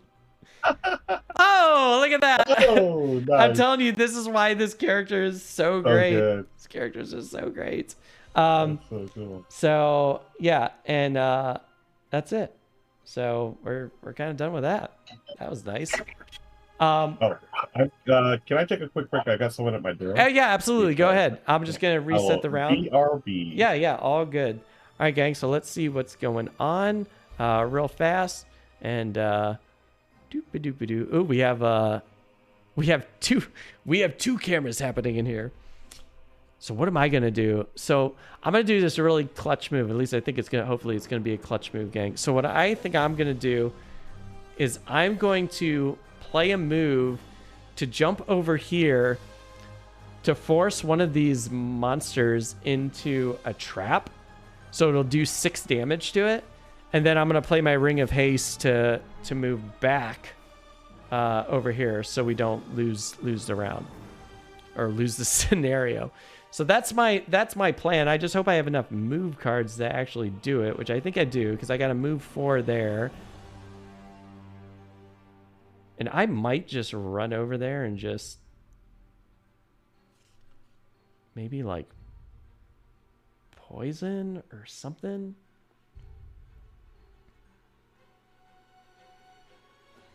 I want to do something where, oh, if I can immobilize them, that would be great, because then they would just kind of be stuck. And then Ruel can like get away.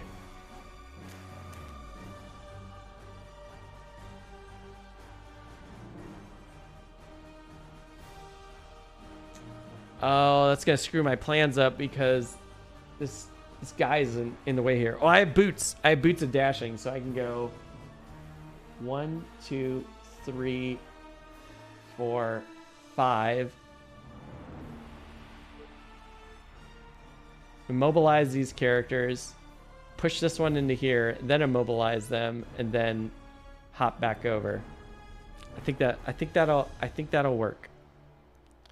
We're at the start of round 3, which is great.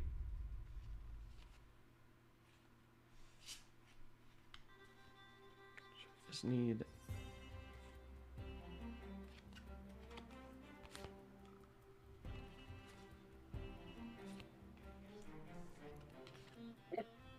Yeah, he's gonna take a little damage, but oh, you're back. All right. Yeah. I was thinking about my move and while you were gone, and I got it. Yeah, and there's nothing else that's like happening. Yeah. So yeah, nothing spawned, which was awesome. Okay. So for me, should I come back and help you out, or are you good back there? Oh, it says at least one character must be present in the left room at all times. Oh, that's dumb. Oh, at all times. I had this like really awesome move I was gonna do, Raw, where I was like gonna come over here and I was gonna force a character to walk into a trap. Oh. But I can't do that now. You got it. Okay. So one of us always has to be in that left room. Right. Okay.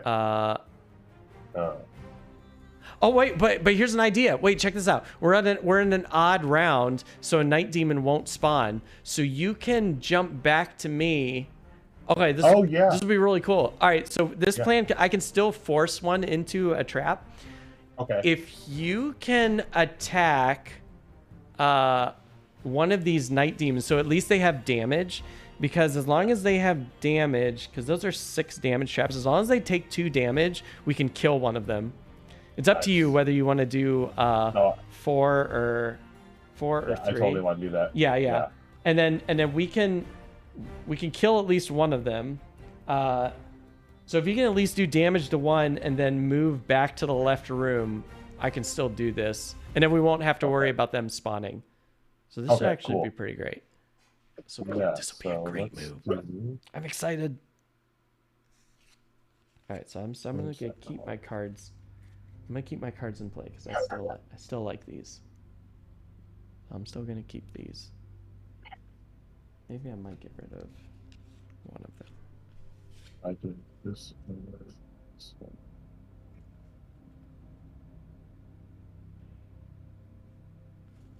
Ooh, and then okay, there.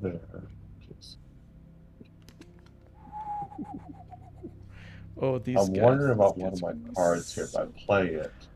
I'm gonna tell you right now, don't worry about when you come back here, don't worry about those earth demons, because I think you'll be okay. I have a plan. I have a plan for these earth demons. Okay, he's got a plan. I got a plan. I got a good plan.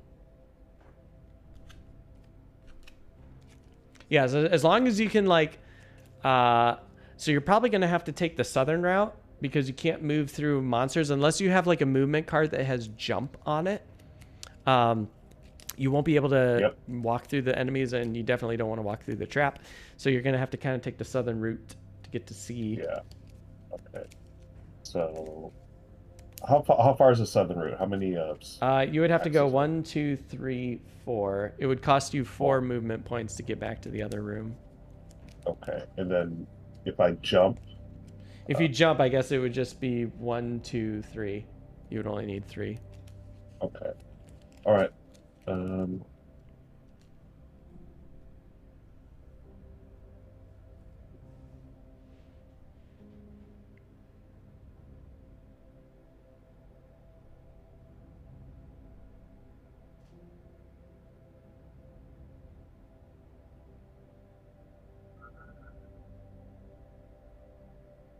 So we're gonna do that one. Okay. I believe I'm ready. All right.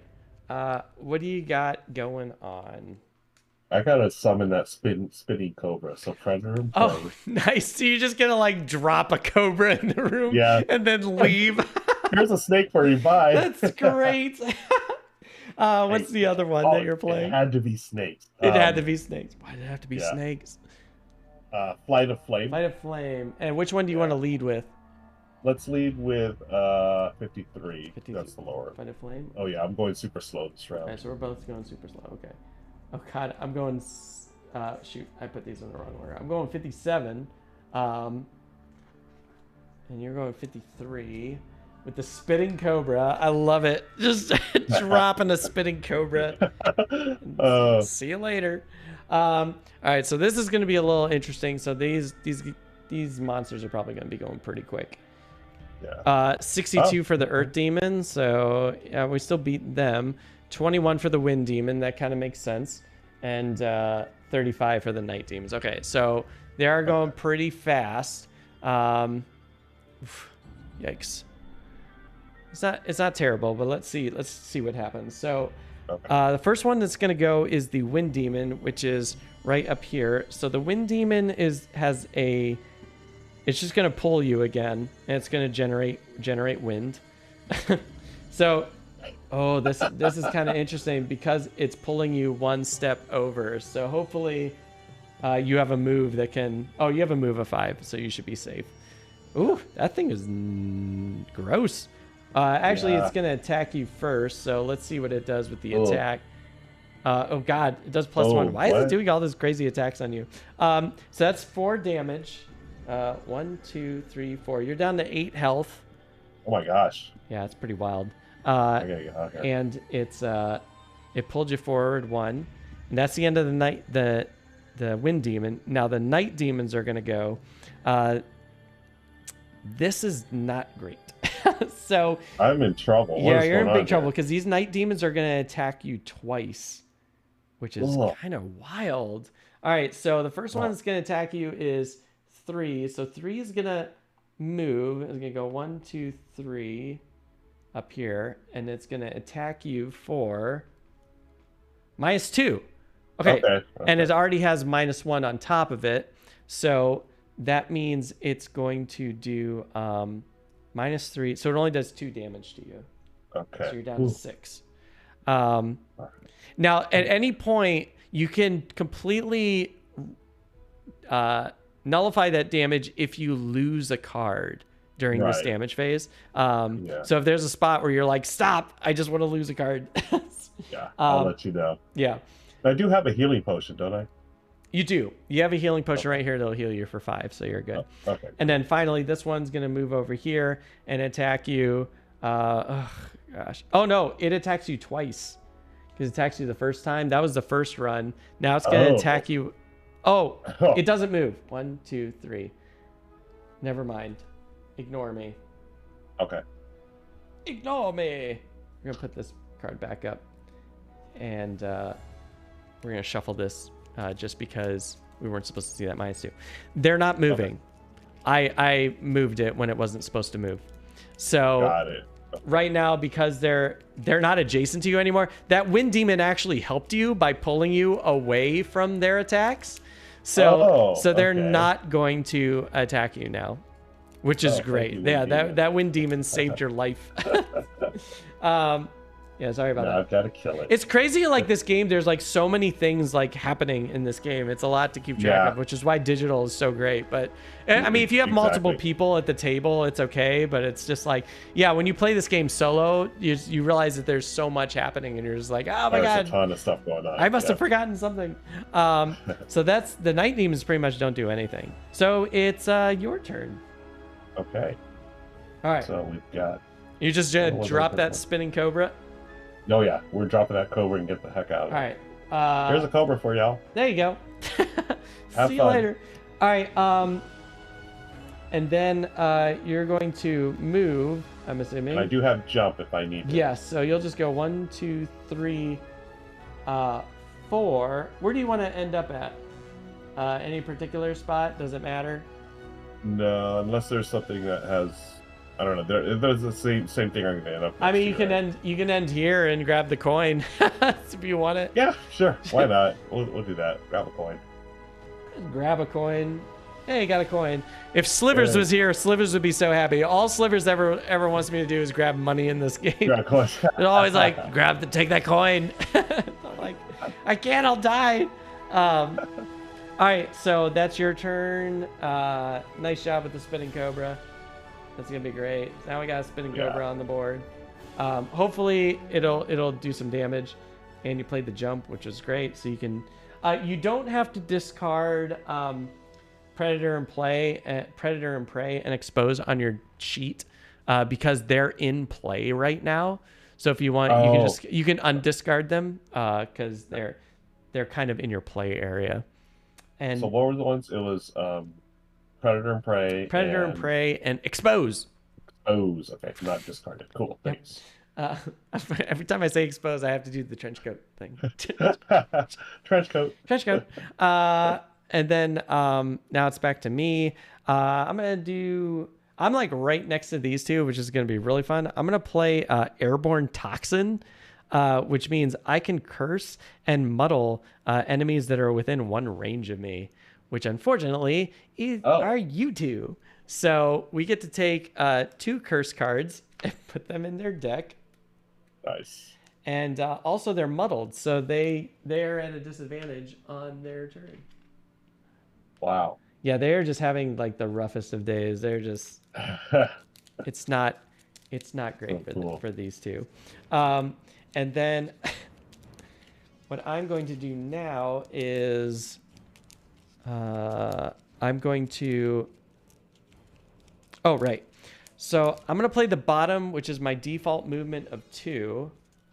But I'm also going to combine it with my dashing boots, which gives me +3 on my movement. So I'm going to go 1, 2, 3, 4.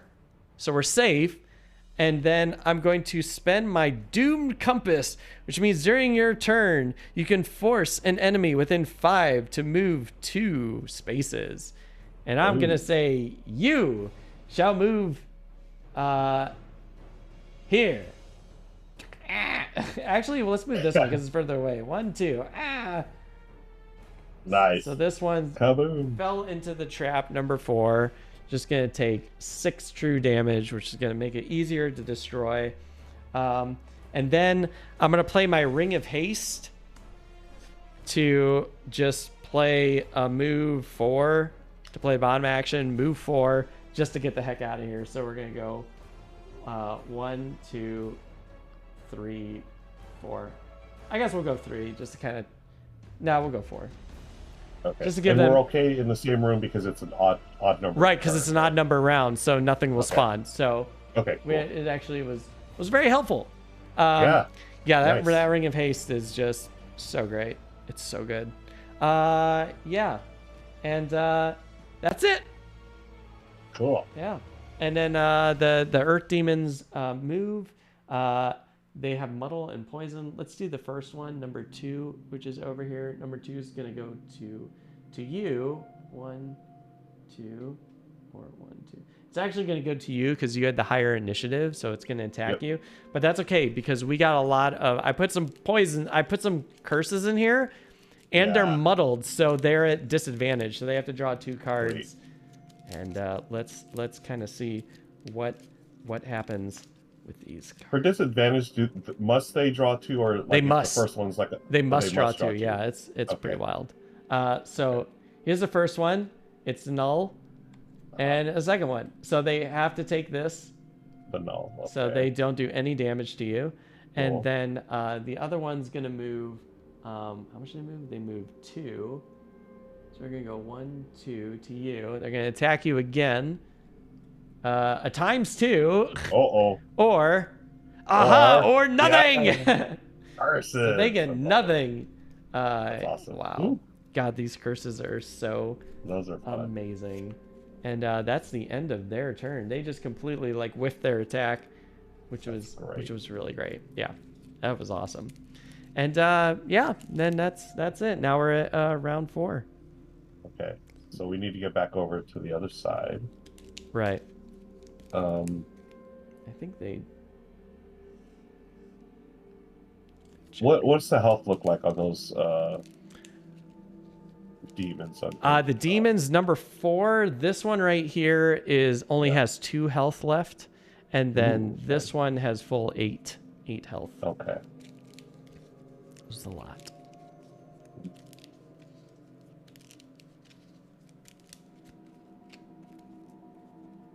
And your Cobra goes first before you. That's how summons work. Okay. The summons always go before you. So it'll at least poison. It'll poison the. It's gonna go after the. One? Yeah, it's gonna go after the closest. So it's gonna poison the wind demon. Okay. But at least that's still good. Even if it blocks all the damage, it'll still get poisoned, which is nice. Oh, and I've got 2 demons next to me where I'm sitting right now, correct? Right. Yeah. And what's their health look like? These ones, they have a health of 15. So this one down here has 10 health left, and this one up here has 13 health left. It's crazy. Wow. Yeah. I gotta get these Doom tokens out. I should have done it earlier. I want to get a Doom token out on someone.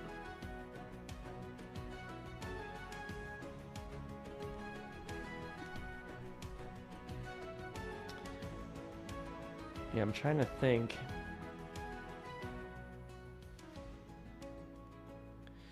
If you want to get back to the other room, well, number 4 is going to be pretty easy to take out. If you want to get back to the other room, I can... You don't have to worry about me and these earth demons, because I can stall them. Okay. Yeah, I can stall them. Unless they go before me. But I don't. That might not be the case, so... I can also turn invisible too, so worst case scenario, I can just kind of blip out and be like, see ya. Peace. Peace. Where's my movement? Okay, there's one thing. So let's do this. Do this instead.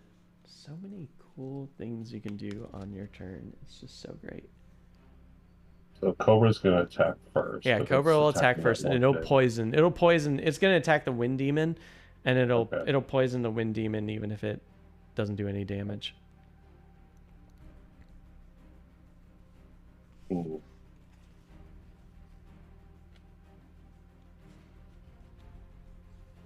My movement's on the bottom action, but it's like the bottom action has all the Doom stuff that I want to do. Right. Or you can just do the default if you wanted to move. What's the default again? Default. There's a default for the top is attack 2, and the default for the bottom is move 2. Okay.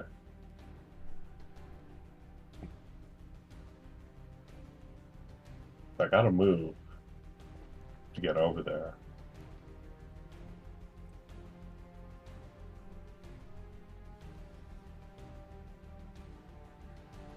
Okay, I've got solid bow. Oh, solid bow's great, especially with that wound down there. Oh, it's so good. Listen, I want to use the movement on. Which one do I do? That one. This one. I'll do Flight of Flame. Flight of Flame. Oh, you used that last round. That should be discarded. Oh, did I use that? Yeah, okay, that's in your discard pile. Okay. So solid bow. Flight of Flame. Oh, solid bow is my only movement then.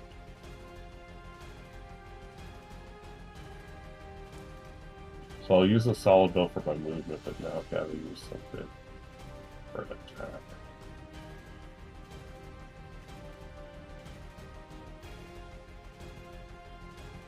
Don't want to send you anyway.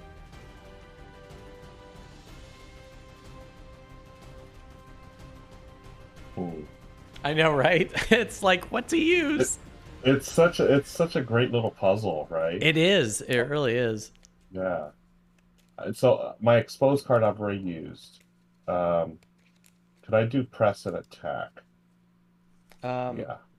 yeah, you can. You have that cards. Yeah. Let's do that. Okay. Are you gonna lead with that card? Yeah, the Okay. 10. The tan. Cool. All right.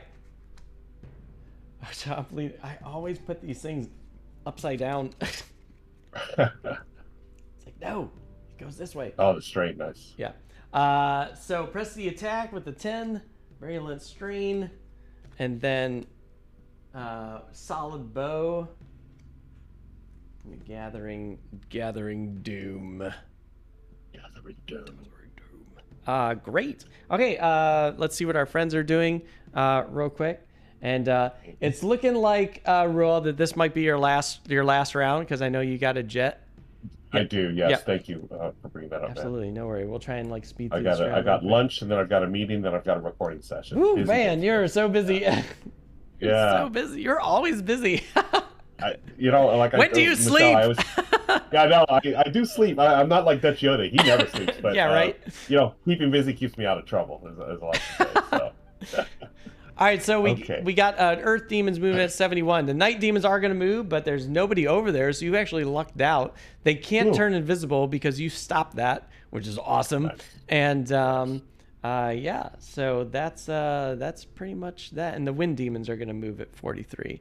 It looks like the Night Demons are going to attack your Cobra. That's the only problem. So we'll see. Oh, okay. But you're moving at 10. Oh, but they move at 7. Oh, bummer. 7, I hope we don't lose that Cobra. Yeah. All right, so let's see. Do they go get the Cobra first? Yeah, they're going to go after the Cobra. All right, so they're going to move over here. They're going to attack your Spitting Cobra for nothing. Aha. Because cursing, I might not want to retire this character because this is that saving. Character's pretty cool, man. Oh my god, the Plague Herald's so good. So that doesn't do anything. And then this one's gonna go. This one's weird. I think this one has to eat the damage, because in order for it to get here, it has to go into the trap or into the fire. And I think it's probably going to go into the fire. So it's going to enter here, which I believe it takes damage. It takes a particular amount of damage. I can't remember what it is. I'll look it up when you're gone. But it's going to take damage. Not enough damage to kill it. Oh, actually, that's number 4. It actually would die. As soon as it enters the flame, it dies because it only needs 2 points to get killed. So. And I know the damage going into that lava is enough to kill it, so it just dies. Okay, cool. Nice. It just gone in flames. Up in flames. Oh, you know what I bet it is? I bet it I don't think they can kind of kamikaze into them. I think they have to just kind of like they have to stop. Because I don't think they can like sacrifice their life. Especially, I think if it's for an attack, they can take damage. But if it's just like just to die, they can't do it. So I think he just kind of stops right there, which is great. It kind of bought your Cobra some time, which is nice. Right. All right, so your Cobra's gonna attack. Now it's changing its target. It was going to attack the Wind Demon, but because they have a higher initiative, they're gonna spit. It's gonna spit at the that Night Demon. It does take disadvantage, sadly, but you drew a +2 and a +1, so that's not bad. Yeah, that's pretty great. All right, so it's gonna do 4 damage to it, which is great. So number 3 takes 4 damage. Oh, this is so beautiful. Yes. And it's poisoned. Yes. Oh, you're gonna like this. This is pretty great. All right, so so that character's done. And let's see what's happening now. Oh, it's your turn. So now it's back to you. Oh, okay. What cards did I play? You played Solid Bow and Press the Attack. Oh, okay. And where am I again? You're right here next to these two. So I got to get over to the other side. Yes. So that, I the think that's one why that you played solid bow, so you can like hop Yeah. over to the other side. Oh, but first, why don't I take a sip of a potion? That way I can get some health back. That makes sense. That's Yeah. good play. So you're back at 13. Okay, cool. And then now we'll play solid bow so I can move over there. All Have right, some so fun. take the north side, I take it. So 1, 2, Yeah. 3, 4. Where do you want to come out at? You can come out anywhere around here.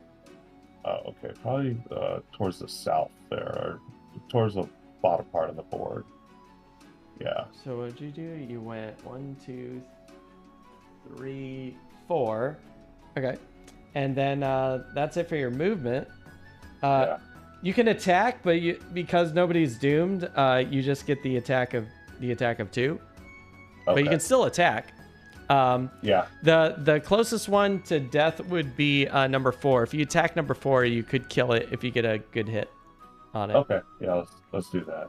And then do I have any weapons or anything I can use that? You can use major power potion, which will give you +2, and a stun potion that will stun. Yeah. Let's save those. Okay. Okay. Cool. All right. So you're gonna take a shot. And oh, nice. Hey. There you go. So All you right. did 3 damage, which is enough to kill it. Okay. So it's dead. Nicely, Cool. nicely done. And wow, yeah, walking that thing into a trap was taking itself really down neat. was great. Cool. And that character's gone. Yeah, and that's your turn, and mine's gonna go like super fast. Thankfully, your Cobra poisoned this character up here, so I'm gonna use Virulent Strain to remove this poison. Uh-huh. To add 3 damage to it. Nice. So it takes 3 damage, which is amazing. That's so cool. That's such a cool combo. It's such a great combo. Yeah, it's so good. And I got an experience point for that too, which is great. Oh, And let's see here. Did I get anything else? No, and then it's like a move too. So I'm gonna just I don't want to get attacked by these guys, so I'm probably just gonna go 1, 2. I'm gonna move, and then I'm just gonna use my cloak of invisibility to turn invisible. Oh, nice. Like, see ya. And that's it. Actually, did they go? Yeah, nobody else went before me. The Wind Demon would have gone. The Wind Demon is going to attack your summon, and the Wind Demon's it's going to push all adjacent enemies. Ooh, it does. Oh. It does push it into the trap. Yeah. So that'll kill it. Yeah. Well, Cobra, well spinning Cobra, you took one for the team. Yep. Thank you, Cobra. I know. It served its purpose. Yeah. It really helped, but yep, it got blown up sadly. And then it attacks. It will actually attack. It does a range -2. Okay, so it can't reach you, so it's fine. Can it reach you? 1, 2, 3, 4. Yeah, it's way too far away. So that's it. All right, great. Okay. So these drop. The Earth Demons move and attack. So they're doing a range attack, but I turned invisible, so they don't attack anybody. So that's it. And that's everyone. And then we have people on both sides, so no Night Demon spawn, and we're at the beginning of round 5. And there it is. I mean, everyone in chat, we have to let Ruel go. Ruel had a hard out at 12:30, and I went 2 minutes past. So just be careful. Good timing. This is great. Yeah. So. But thank you so much for being here. It's a pleasure always having you at the tavern, gaming with you. And we got to do more in-person games together. Absolutely. So yeah. And for sure. do you have anything going on that you want to let people know what's happening?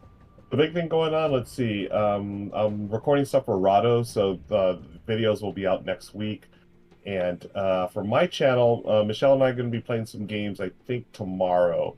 We're going through the games I got at Gen Con, so we've been playing those. So I think we're going to do that tomorrow night. Nice. Also got a podcast coming up, I believe, next week. Folks, just follow me on the socials. You can find me at Ruel Gaviola, and I announce all this stuff over there. So, yeah. Awesome! Well, cool. Well, Ruel, it's been a blast, and take care of yourself. And I will see you around, my friend. Thank you so much for being here. It was a lot of fun. Thank you so much. It was a great way to spend the early part of my day, and also it was a gentleman's game. It was a gentleman's game. What did you think? What did you think of this character that you played? I loved it. I mean, like, I mean, as I'm playing it, I really like your character, Matt. With all those curses, yeah, that thing is really that cool. character is great. Yeah, I was still wrapping my head around getting the Doom stuff out, but as the game went on, I was like, okay, I see what I should have done here. Yeah, it's funny. You kind of jumped into a slightly advanced character, but you played him very well, so it was really good. Thank you. Yeah, both characters. Yeah, I can see why you're gonna miss your character though with those curses. Like, oh, that's so cool. Oh yeah. Oh, that character, love it. All right, Ruel, get some food. Have fun with the rest of your day. I'll see you later. Thank you, Matt. Bye. Take care, everybody. Bye. All right, everybody. So that was really cool. Let's switch back over to me. Bye. All right, so gang, we're still going. We're not gonna stop because I said even though. Oop. Hold on one second. There's Discord. Okay. I said even though Ruel had to leave, we're still gonna keep playing. Can't stop, won't stop. I'm going to continue, but now we're going to have to set this game up so that we're playing with... see, now the game's going to get even more difficult. So I was kind of wishing Ruel was back because now the game's going to get very challenging. Because now what I have to do is I have to bump all the monsters up a level since I know what the other cards are. And then... It's going to be tough. But the monster bump definitely makes this game way more difficult. So we'll see what's going to happen. But that was great. That was really great having Ruel here. I love having Ruel here. It's so fun. He's so amazing. All right, so let's get this set up for a single player of Gloomhaven. Let's see. Did I do it correctly? I think I did. Yes. Okay, so everything's set up for a single player game. Kind of moving some stuff around. All right. So now we return for a single player game of Gloomhaven to finish this madness. Let's see what happens. All right, so we're at the 5th round of this game. This is like I said, this is where the game gets like terrible. So not terrible as like it's a bad game, like terrible as it gets stupid hard. So all these monsters have to get bumped up a level now. So now they're going to be level 5s. Oh my god, it's already awful. Oh, I want this card slide in here. It's stuck. All right, so this is bad because now when they attack, they immobilize. So they'll be immobilizing me, which is terrible. When is it ever stupid easy? Yeah, like never. What did they get? Oh my gosh. This is why I like it when guests are here because I don't have to do the level bump. It looks like they just kind of went up in health. We don't know what the living spirits are going to do yet. So, and then this night demon, there's only one night demon, which is nice. And so they have 7 health. I got to remember that. 7 health. Oh, we were 1 HP away from killing this night demon. And now their HP is 11. So stupid. I hate it. Hate it. So now I gotta do 4 more damage to this night demon. It's terrible. It's so gross. It's gross. Don't like it. Don't like it one bit. Trying to remember. Yeah, that thing wasn't poisoned. Oh, because I removed the poison. Oh my gosh. These things are so much stronger now. It's so much stronger. All right. We didn't get left with a lot of cards left. I only got 2 cards on my side. Ruel only had 4 cards left on his side. All right, so where are we in this situation? Well, I'm invisible, but I'm about to pop out of invisibility at some point. So I'm invisible. We got 2 earth demons, very high strength. And over here we got, actually this is probably the better room to be in. It's the safer room. All right, so the biggest problem is going to be my side. I have immobilized, which is great. So I'm definitely going to be playing that, but it's 69. So these are very low initiatives. So I actually might have to short rest because I don't think I have the speed to kind of hold the line. Ugh. So I think oh, but I'm still invisible. So if they go before me, that's fine. Okay. So we're going to heal and we're going to immobilize them. So that's what we're going to do. We're going to be playing these 2 cards for me. We're going to immobilize them because I'm within range to immobilize them. And then I'm going to heal myself. Should be great. Target 2. I don't think you can target yourself twice. So I'm not going to. But that would have been really cool. And then on this side, we got to get the dooms out. So I think on this side, let's see here. What dooms did he have? He has a heal if an enemy dies. Did he play the kill card yet? He did not. Okay. So that actually might be a good thing.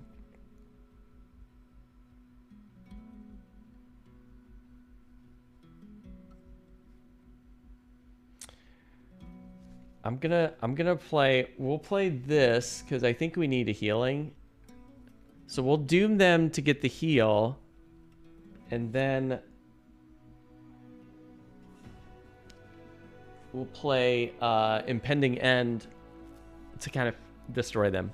That should be good enough. So we'll lead with the 14. Should be good. I think we got this. So we're actually in pretty good shape. So let's see what our friends are doing over here. All right. Earth demons are moving. Oh god, 87. The timing was off. I was kind of hoping that they would move before my character moved. The wind demon, what in God's name is that? 37. All right. And then this night demon is moving 41, but I think we're going to kill the night demon, so it should be okay. Oh god. Terrible. That is not good. What's happening? Who's going first? You're going first. So we are going to doom the night demon, which is number 3. God, I wasn't looking at my range and I was like, do I even have a range to like attack that guy? All right, so he's doomed. So when he dies, I heal, which is great. Gameritis guy, what is happening? Welcome back. Let's see what's going on here. So we're going to attack this number 3 character with, it's immobilized and it's a +1. So I think that's dead. I think we killed it because we did 5 damage to it. Yeah, 5 damage puts it at 12. And we don't do disadvantage on that night demon because we have advantage against Doom characters, which is great. What? You're usually playing Gloomhaven late at night after Wigsby's stream. How long is today's session going to run? So Matt, you just missed Ruel Gaviola. Ruel Gaviola was on for the first hour, I think like 2 hours, no, 90 minutes, something like that. We had a late start because Twitch died. And then my internet died once Twitch came back. So we had Ruel here for about 90 minutes. Then he had to go eat lunch and go to meetings and stuff like that. So he had a hard out that he had to leave by. And so now I'm playing, but now that Ruel's gone, I had to reset everything to where there's all these monsters are now a bump up. They're all at level 5 instead of level 4. So this game's going to get a lot more difficult. And and yeah, so that's going to be interesting. And but it was fun. We were chatting about Star Trek, we were chatting about movies, Gen Con, a bunch of stuff. So it's always fun having Ruel here. I love having Ruel here. He's so great. Hopefully we get to do more and more gaming. There's so many amazing gamers and streamers in SoCal area. We should be like gaming every weekend. Seriously, it's crazy. All right. What was I doing? Oh yeah. We destroyed this character. We did 5 damage to this character. So they're beyond dead. Like in chat. Beyond dead. I blame the LA traffic. I blame COVID. It's like, now it's like this, like, it's like crazy. There's like this new strain going around that's like, now it shows up very late on Rapids. And I'm like, man, what is happening? So it's like, it'll show up like a week later after your symptoms that you're like, you're showing positive on Rapids. And I'm like, man, why is this thing like really trying to work its way back into society? And I freaking hate it, man. And now that schools, it's like almost like, it's like now with school starting, it's like everybody's gonna get sick. It's crazy.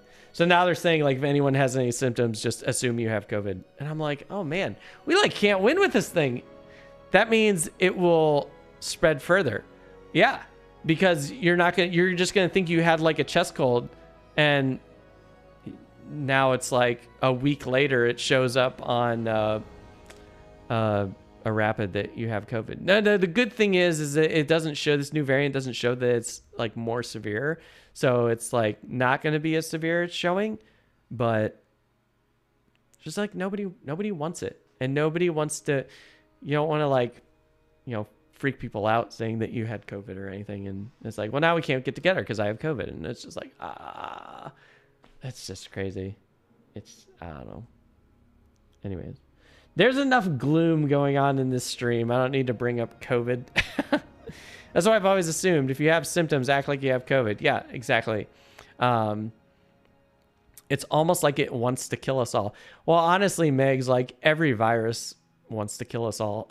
Even like the common cold, like the little sniffles that you got at some point in human existence, it would have just wiped out everybody. It's just like these things just naturally want to kill all of us, And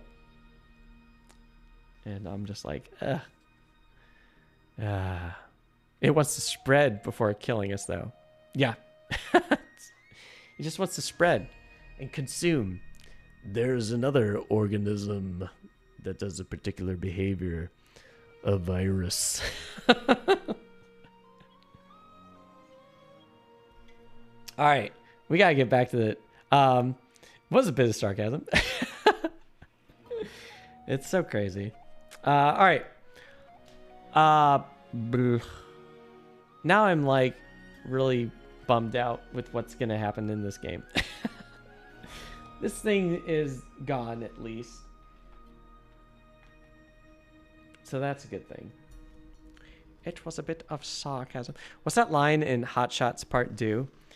When there's like, when they get on the horn, they're just being like really sarcastic about things. And the guy gets back on the thing. He's like, do not take literally. Do not take literally. Oh, God. I haven't seen that movie forever. The buzzards are approaching the nest. There's no buzzards. There's some seagulls here, but there's no buzzards. Do not take literally. All right. Where are we in this game? So we got rid of the night demon. That's cool. And we used our heal, so we can heal twice. We can heal up 2. Oh, God. This card's so great. Do I want to play the Ring of Haste now? What cards do I even have anything that's worth it? No, it's not worth it. Ring of Haste, not worth it at this point. And now it is to who's next? Next is the Wind Demon. So the Wind Demon will swing over here and attack. Okay, so they can move 3, and they have this like berserker attack. It's just insane looking. So they're gonna move 3. Let's see, 1, 2, 3. What's their range? 4. So they just have to move here. Ugh, gross. And they're gonna attack. Just a normal attack, so it only does 3 attack, which is crazy. Let's see what it does. -1. It's good. I don't know why I'm holding it all weird. There we go. -1. So their attack is 2. To the Doomstalker, which is fine. Takes them down to 13 health. And now, this is where it gets gross. So the Earth Demons are moving after me, which is a bummer because I wanted them to move before me because I was invisible.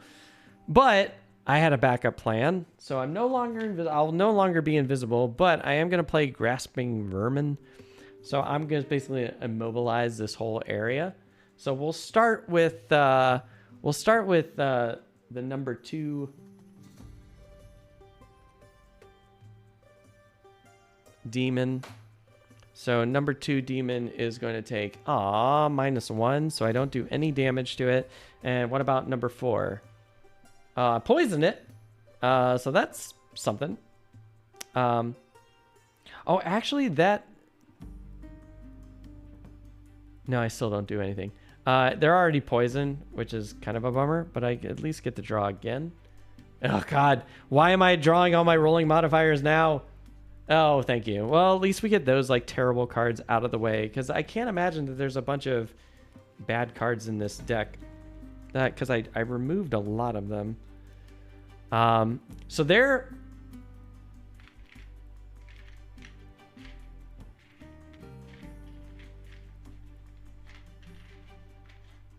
immobilized, which I'm finally now realizing why this immobilize is so powerful. It's really funny when I had Mandatory Quest on here and we were playing this. What's up, Joe? How's it going?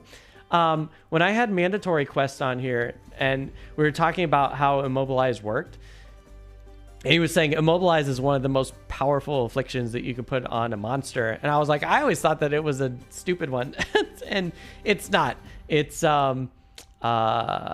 it is super powerful, so I really understand now why it's like that. Joe Ruel was here.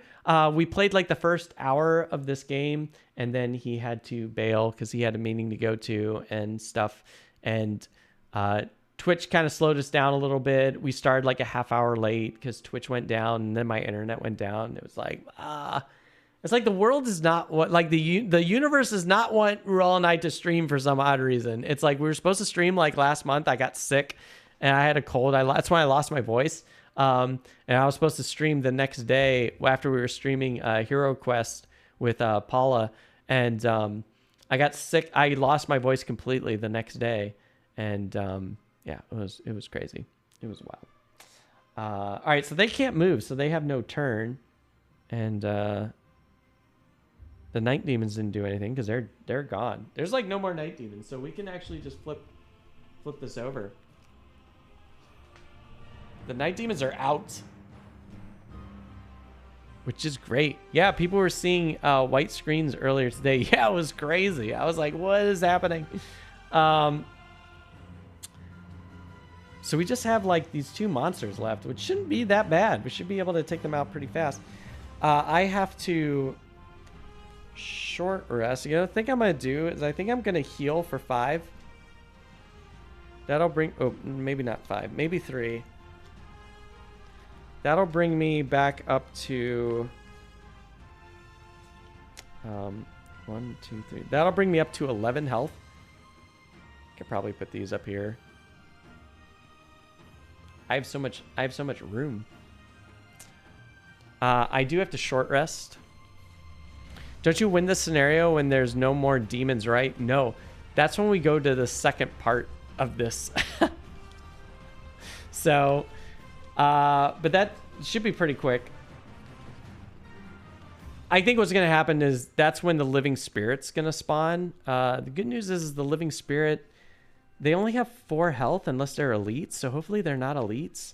But they do have 3 shields. And I did burn...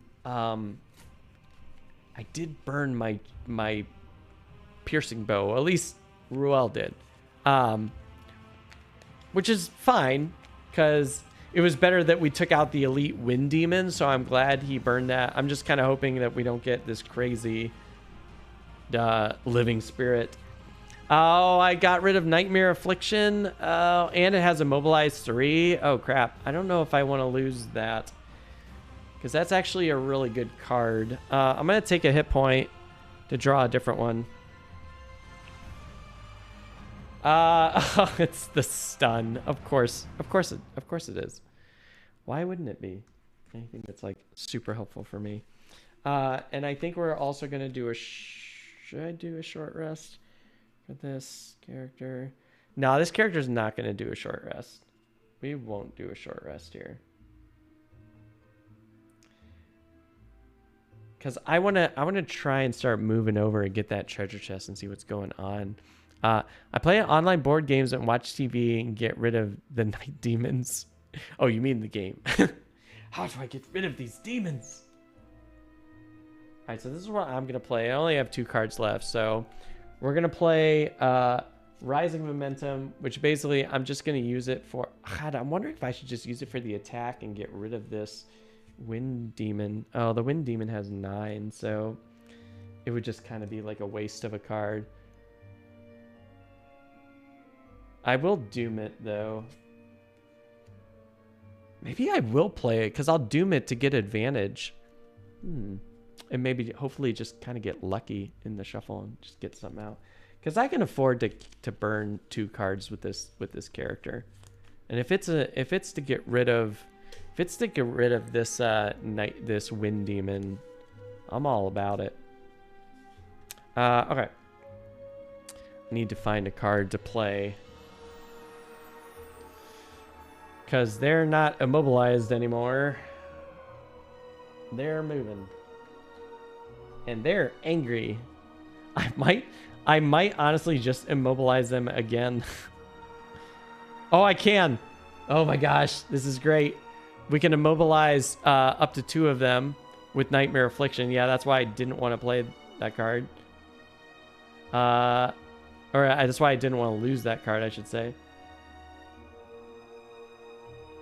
And I wish I could curse multiple characters. Actually, I can. We're going to play this. And you'll see what's going to happen. And it's going to be pretty sweet. All right, so we're going to lead off with 26 and 43. Let's see what our friends are doing up here. The Earth Demon is 42. So I still move before them. And the Wind Demon is moving 21. Well, that's okay, because I'm not on the Wind Demon's side. So that's fine. We are on round 6. So at the end of this round, if there's nobody on this side, a Night Demon will spawn over here. But that's okay. We're just keeping these characters over here, so it's fine. It's fine. All right, let's get moving. We're gonna doom this character only because we just want to get advantage pretty much, and we will play a 6 attack. We can reach them because it's a range of 5, and we get to push them 3, which doesn't really matter. I don't really want to push them. Okay, so we get advantage. Let's see what happens. It's a +1. God, I was really hoping for more. I didn't get anything good out of this. It's kind of lame. Lame draw. Not good at all. Alright, so what is that? That's 7. Did 7 damage. They're going to eat 2 of it, so it only does 5. Should have played this. Should have played my power potion, but that's okay. That's alright. We'll get him on it. We'll get him on the next run. Ugh. Alright, so now they're going to move.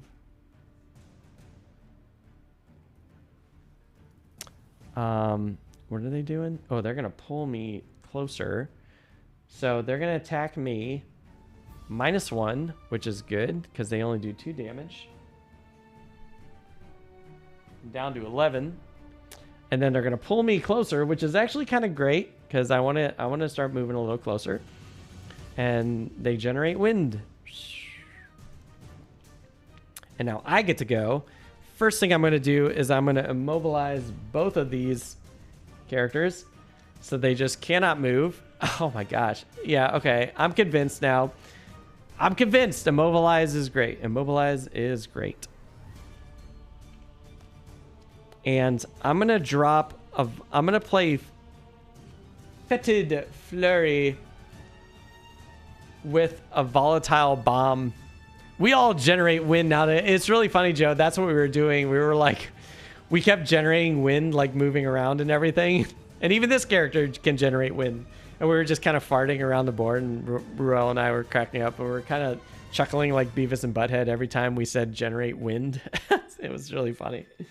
Okay. Fetid Flurry. Got it. It's so strong. It does a curse and it does an attack of 4, which is ridiculous. It's kind of crazy. So we're gonna select our first target because we've turned this single range attack into an area of effect attack. So we're gonna start with 2, and oh, that's the wrong one. Gonna shuffle that because now I know what card that is. That was the I drew from the monster deck. So we're gonna attack number 2. Monster number 2 is got hit with 5. That is 6 because it's poisoned.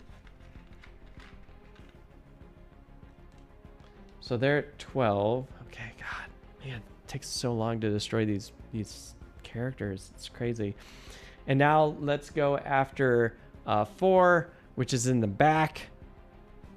Oh, it got cursed too. So we gotta remember to add this curse card. It just did 5. That's okay. It's still great. Still a great attack. That's 4 plus the poison. It would be 5, and we get to curse them again. Curse you. So we get to add these curse cards to the deck. Give these a nice shuffle.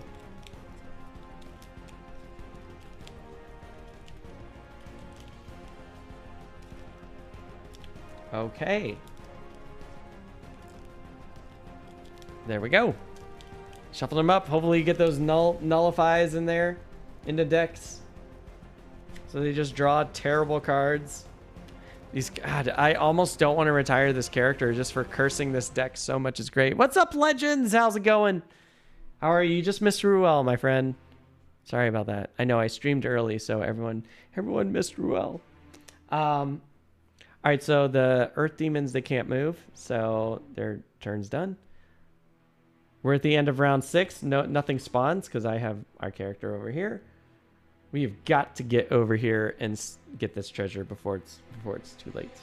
I do have to do a short rest. So I'm actually starting to run out of cards. It's kind of crazy. It's like this character is... The Plague Herald's good with kind of putting a stop to a lot of these characters, but that's not really... He doesn't have a lot of high damage. What did I lose? Swift Trickery. Oh, dang. Oh, it's a move 5. I don't want to lose that. So we're going to take a hit point and lose this instead. Oh, I can race to the grave. Yeah, I can lose that, I guess. It's a high initiative, but... I'd be okay with losing that. Okay, let's see. What do we got on the board here? We got 2 Earth Demons over here, and we got this Wind Demon that is very close to death. It needs 4, so I gotta hit it pretty hard with something. I think I'm gonna use Impending End. Hopefully we can get it down like super low. It is doomed, so... crap.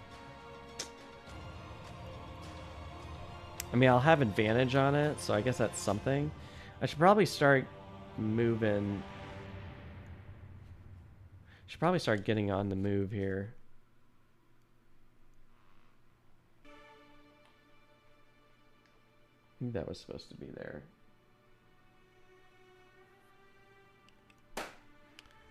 Yeah. So we'll just play on the move. Wow, these characters are moving so slowly, but do I have any other 5s that move faster? Yeah, they're all pretty important. So we'll just lead with 47. I know this Wind Demon's gonna go way faster than that, so it's gonna be pretty crazy. What is it? You still won? You won twice on Jess's stream. Wait, were you streaming with Jess, Panda? Was that what's happening? Were you a guest? Everyone was gaming with each other. It was really great. Oh, that's so awesome. That's so cool. Hey, everyone's gaming with each other. So fun. Okay. What is the Plague Herald doing? All right, the Plague Herald is just gonna continue, just kind of being like annoying to these. It's just gonna keep being annoying to these characters. I might just immobilize them again, and then just play something fast. Ooh, a curse, heal. I could just heal myself. I mean, they're not... Yeah. I do need to speed things along here, so... We might... Maybe I'll just kill one. Just kill one of them. It's the only time I'm going to play this card. And I'm going to play it on this Earth Demon. Just to get rid of it. I'm going to kill one normal enemy within a range of 3. And then I need to play a card that's a bit speedier. I have like no cards that are speedy. It's kind of sad. I got a 47. It's the best I can play. It's a move 4. I mean, they are moving pretty slow, so hopefully I can get that out quick. Wait. Legends was Team Tate's voice? I don't know what that was. It is very fun meeting him.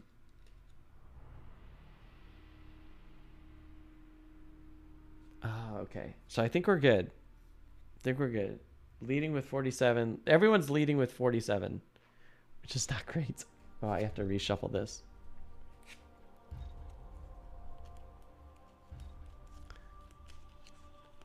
Oh, it's just his voice. Got it. Disembodied Tate. So fun. Oh, that's so cool. What did you all play? I don't know if I asked Jess what you all were playing for that stream. Oh boy. Oh, I gotta shuffle this one too. Jeez. Sheesh.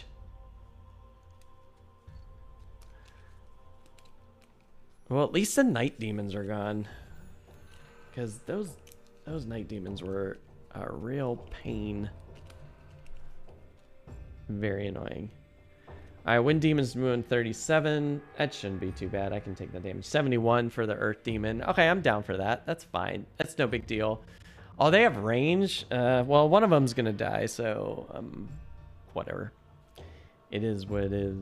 They don't have this anymore. Alright. Wind Demon. Alright, the Wind Demon's just gonna straight up attack. I wish it had a pull. That would have really helped me out. So let's see what they're doing. Oh, the worst. That's the worst one to draw. How much is that? 4 damage? Yikes. That's gonna take me down to 6. Oh boy, it's getting scary. This isn't great.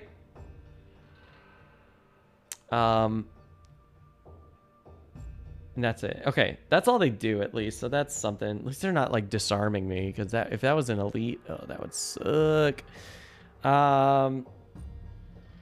Oh yeah, who goes first? I guess it's player's choice, right? We can decide who goes first when it's a tied initiative. So I guess we'll just let the Doomstalker go first. So Doomstalker is gonna attack first.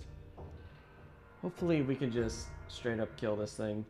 So let's attack this Wind Demon and see what's gonna happen here. Last night, a top plant unknown. It's so good. Nice. That's awesome.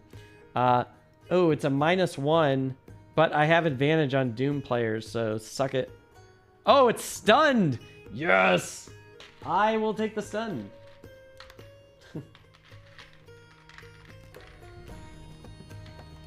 I'd like to buy stun for 1,000. Great. That's awesome. So it's stunned.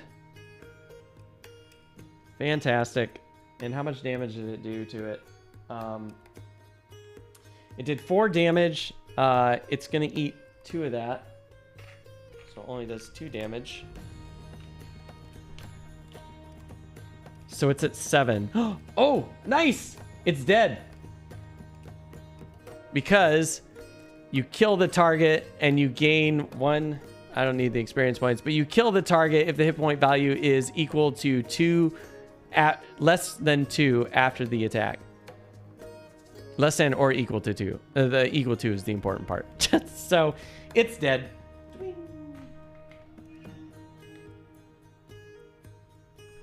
Goodbye.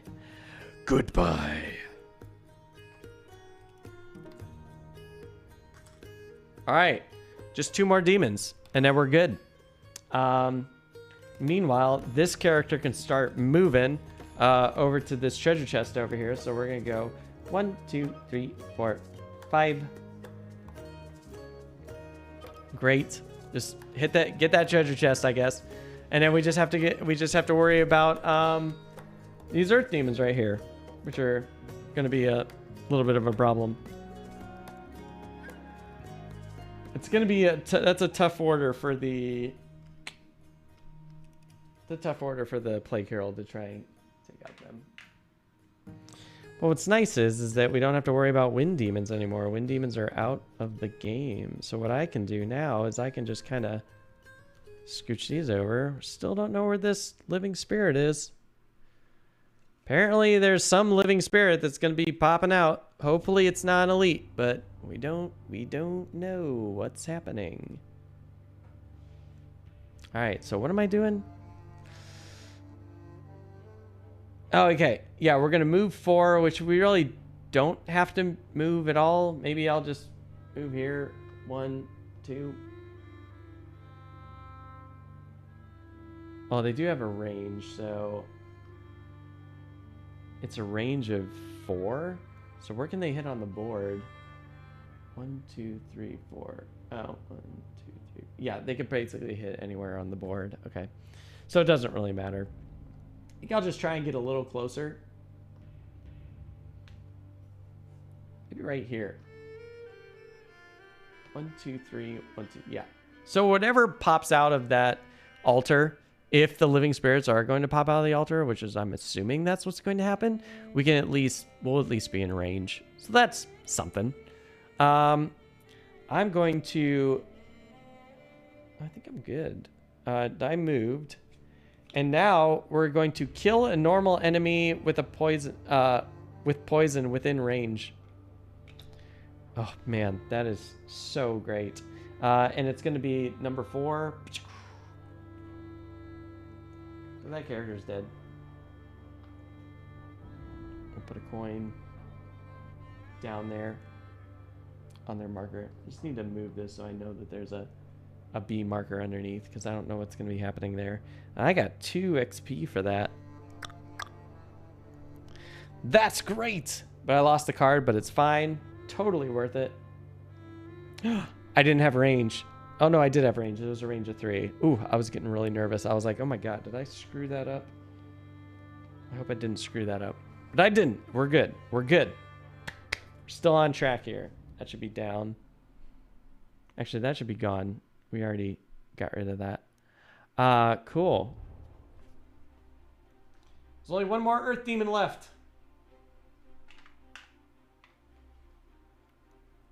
All right. And then the Earth Demon's gonna go. It's gonna attack me for how much? For 4, and it's gonna mobilize me too. What a jerk. All right, so I'm immobilized, but that's okay. I'm okay. I'm okay being immobilized. I don't care. I do get attacked for 4. I don't like that. Takes me down to 6. Yikes. Okay. We're at round 8. I'm just gonna try and I'm just gonna curse this thing, I guess. Oh, my curse cards are such high value. That guy, that crazy guy.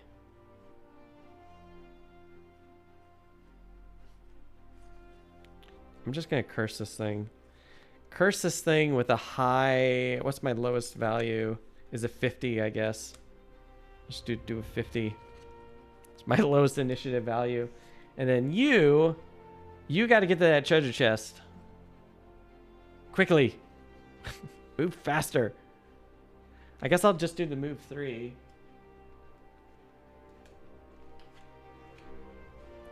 And there's really nothing else to do.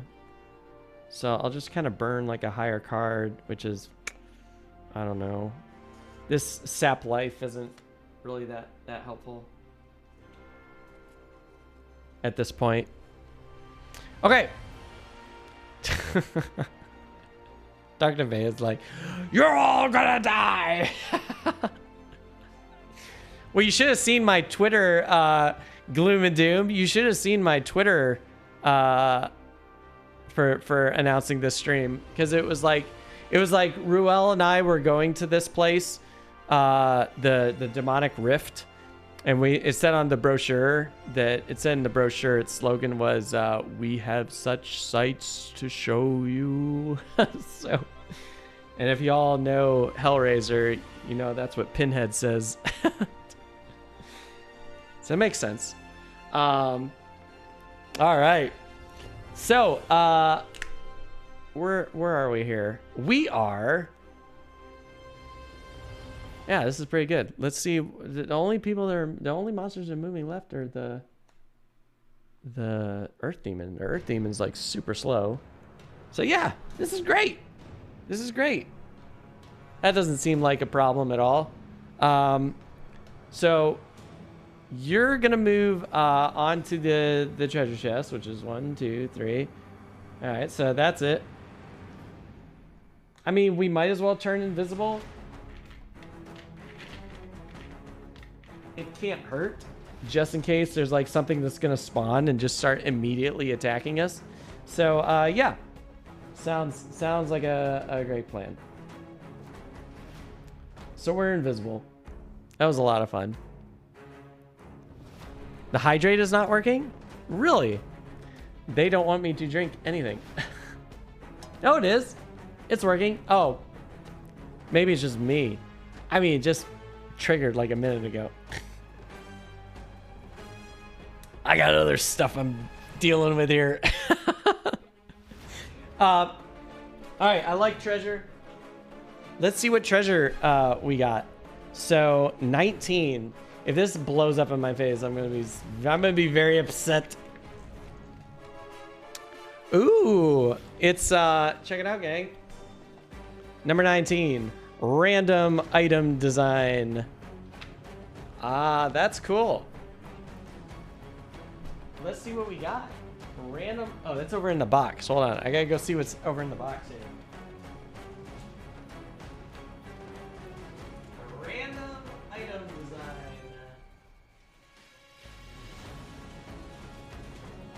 Where'd you go?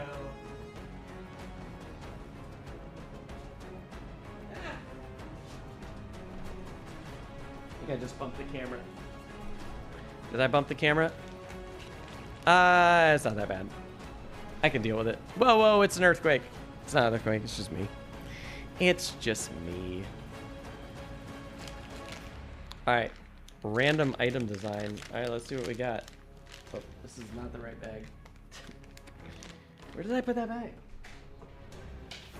What is happening?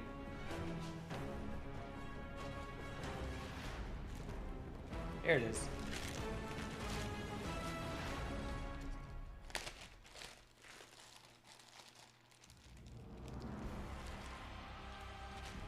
All right, so what I'm understanding, it's chaos.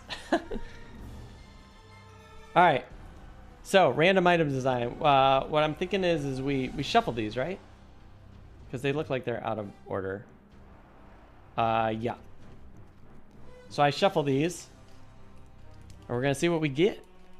So we don't get these. This just goes to the shop. There we go. Here we go. It makes French fries in 3 different. That's like that line from Teenage Ninja Turtles, when they throw the pizza up in the air and Leo starts like slicing it up. It slices, it dices, it even makes cold pizza or something. I can't remember what it is. God, I missed that movie. It's been a while since I've seen it. Yay, someone knows movies? Oh, I know a lot of movies.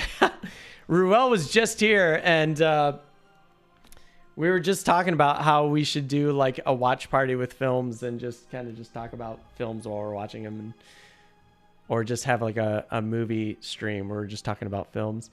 What is this? The circlet of elements. During your turn, generate, spend to create any element. So we spend anything. So we're just kind of transforming an element that's already in play. All right, that's interesting. I mean, I do like the fact that you don't burn it, you exhaust it. I don't know. That's kind of interesting. We'll kind of see like what happens. Wim, what's going on? How are you? Welcome back. You missed Ruel. Sorry.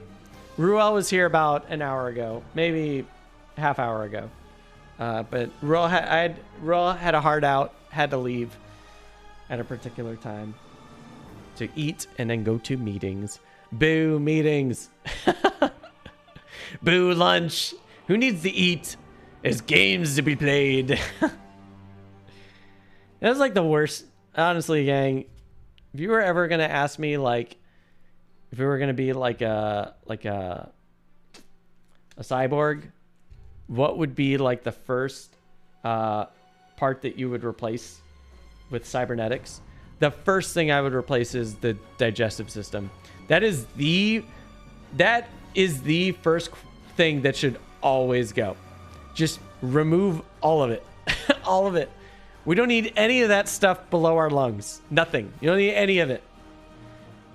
You don't have to spend time to make food, to go out to eat, to spend money on food. You don't have to. You still want to eat. Hey, you can still eat. It's just, I don't know. I don't know. Don't swallow it or something. I don't know. It's like you don't have to worry about food poisoning. You don't worry about stomach viruses. You don't worry about any of that. All that stuff. It should be the first thing that goes. I don't know why, out of this, all the miracles of science, we haven't found a way to just completely replace the digestive system. Find other ways to get. I want to be like in Demolition Man, just eating, like going to Taco Bell and eating like little pills. That's me. You can flavor them with something, whatever. I don't know. It's just me. I don't want to deal with it. I despise eating. And it's not because I'm like thin. It's also, I also despise eating because I eat a lot and I'm still thin. So that's another reason why I despise eating. I just don't like eating. Okay. Sorry. Yeah. Seriously, Panda. Yeah, seriously. It's like, rude, humble brag. No, it's not a brag. It's like, I don't want to be like this. It's like, I eat a lot, so I'm not skinny. I don't want to be skinny. I'm about like 30 pounds under what my peers are. All right. My second greatest joy is eating. You know what the thing is like you can eat, you can still taste things. You just don't have to do all the crap that happens afterwards. So I used to be like that. One day I was like, you know what? Eventually it's going to like slow down. I can start like putting on weight and I still can't. And I'm like, my metabolism like does not want to like stop running on full power apparently. And I'm just like, enough. Anyways, back to this game. Where do we go? I forget. Oh yeah, this is gone. It's a curse. It's a curse. Pretty sure I gained weight with you talking about food. Which is kind of funny. I do have to eat like right after this stream. This is the one time I was like, I get the hungriest is after stream. Yeah, because I'm done streaming. I can't even like stop stream and just go lay down and relax. I stop stream and the first thing I want to do is just eat a ton of food. And I'm like,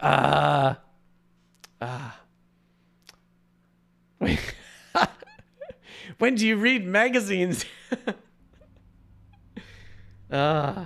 You're not even supposed to read anything when you're going to the bathroom. It's like, yeah, it's just I don't know. Get rid of it. Just get rid of it.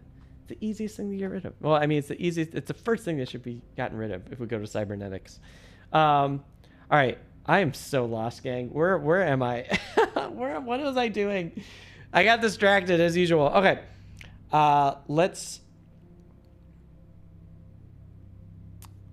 You are going to curse. Yeah, we're going to take an attack. We're really not going to do anything for the virulent strain. We're just going to do an attack here. I didn't play anything that... No, okay. That warranted a reshuffle. Nice. +1. Okay, so it's an attack of 4. It's an attack of 4 with a curse.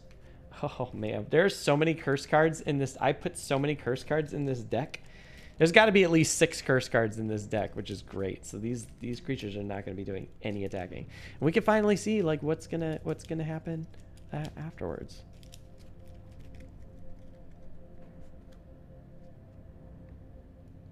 Okay. What am I doing? So that was 4 plus the poison is 5. Oh my gosh. It has one health left. This thing. I like the way your camera zooms in and stuff to see better and what you're doing. Yeah, we got a lot of fun like little tricks and like a lot of fun little movements. Thank you. It's they're cool stuff. We do a lot of fun little camera tricks at the tavern. So I appreciate that. Thank you. Let's see here. Where are we going? We'll put this one away. And I'm no longer... And also, everyone, Ruel Gaviola was here earlier. If you're not following Ruel Gaviola, you absolutely should be following Ruel Gaviola because he is amazing. And not only does he do a lot of really awesome board games, but he has a lot of really fun like talk shows and a lot of really fun guests and stuff like that. It's just, and he's super knowledgeable. He's just, see, he can hold a conversation really well. I can't. I'm really bad at holding conversations, and I'm really bad at like saying anything deep and intellectual or anything, as you can tell. It's really funny. I just did a podcast for Strange New Worlds, and we were talking about like editing like the 3 episodes that we did, the musical, the Lost in Translation, the one with Hemmer, and the one with La'an going back in time with Kirk.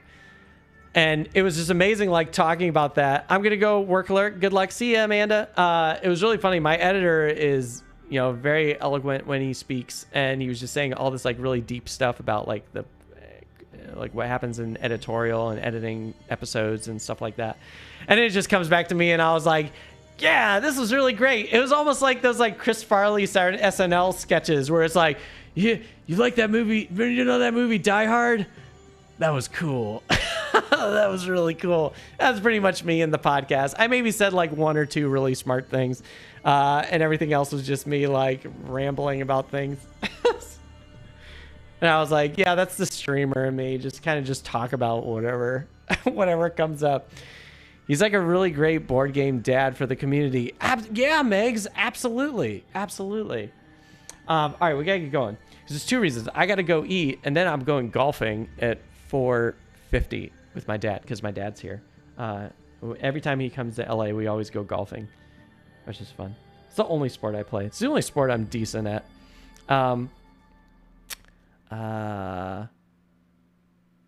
Let's see. Yeah, remember when you were in the Beatles? That was cool. Those sketches are so fun. This is probably that's probably why I shouldn't have watched all those sketches, because now I'm always like that in interviews. Okay, where are we? What are we doing? The Earth Demon's gonna move. The Earth Demon is going to move +1. It's gonna do one final attack on me. Let's see what this is gonna do. Oh, I was really hoping it was gonna draw that null, but it didn't. But that's okay. It's gonna do 4 damage. I can eat that. It's going to take me down to 2 health. Scary. If you can hit a ball with a stick, maybe you can hit a baseball as well. I don't know. No. My problem with baseball is every time I swung, I would swing and just let go of the bat after I swung, and I would always hit the catcher with the bat in school. And yeah, so I wasn't very popular in school, especially in PE class. They kind of hated me, and they never wanted me to play sports. Yeah, so I didn't do it on purpose. It was just like a natural thing. You just swing and you just let go of the bat, and the bat always flung back and hit the catcher, and I would always get yelled at for it. That reminds me of, if you can dodge a wrench, you can dodge a ball. That's fun. I was actually really good at dodgeball. That was the one that I was actually good at. All right, so let's continue. We need to start moving back. So I think we're gonna play Swift Trickery for a high initiative, and I don't know what's coming through, if anything is gonna come through. So maybe we'll play. Well, it doesn't matter. We're going to short rest anyway, so I don't think anything's really going to happen. So we'll just play these 2. We'll play the 11, I guess, because it don't matter. Because I got a short rest afterwards anyways. Probably would have been a good time to long rest, but I want to get back to the front like super fast, or get back to that altar. And then we got to stop this. We got to just attack this thing, because this enough's enough. I'm moving so slow. Gotta play a 69 and a 76. It's pretty much, we're gonna do that stronger attack, which is great.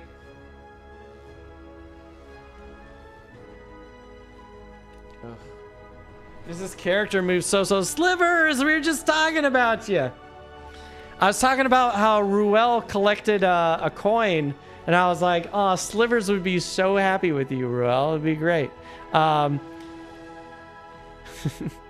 Oh noes.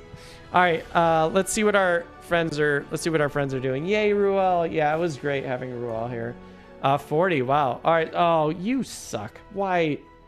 All right, so they're gonna heal, and they're gonna immobilize me again, which is fine, because I said I wasn't gonna move anywhere. I said I didn't really care about moving. So heals 3.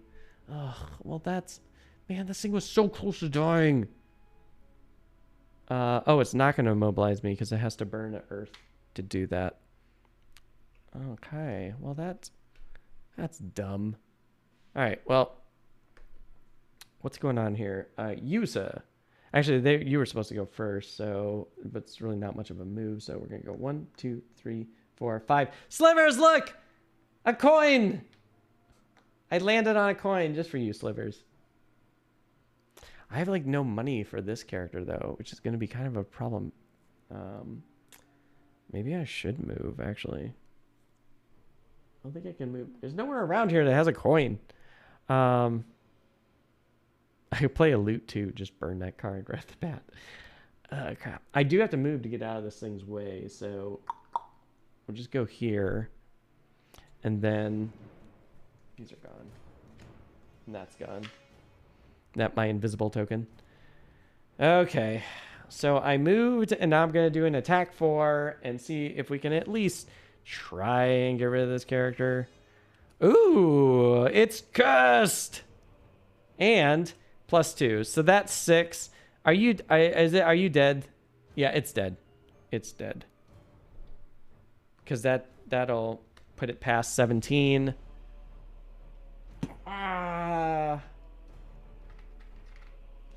I might actually spend the loot 2 on the next round. Are you delirious? Are you feeling okay? Did you hit your head recently? I know, right? All right, so now we killed all the demons. Now we can go on to part 2, whatever is happening here. A rift between the planes undulates wildly, expelling great gusts of wind that nearly knock you off your feet. Within the wind, you hear a voice of the Spellweaver. It's almost over. I will now expel the spirits holding this portal open. Destroy them, and we will be victorious. All right, special rules. That was the end of that round, by the way, so we're at round 9. At least one character must be present on both the left and right rooms at all times of this, or the scenario is lost. Oh, God. One living spirit spawns at all B and C hexes. Oh, what? What? Are they normal? Please tell me they're not elites. The spawns are all normal for 2 characters. Oh, thank God. That would have been so bad. All right, so we can take these off. Looks like no more spirits are entering the board, which is great. The earth demons are gone, so we just have living spirits. All right, that's great. So all B's and C's. There are a lot of demons here, gang. This is kind of nuts.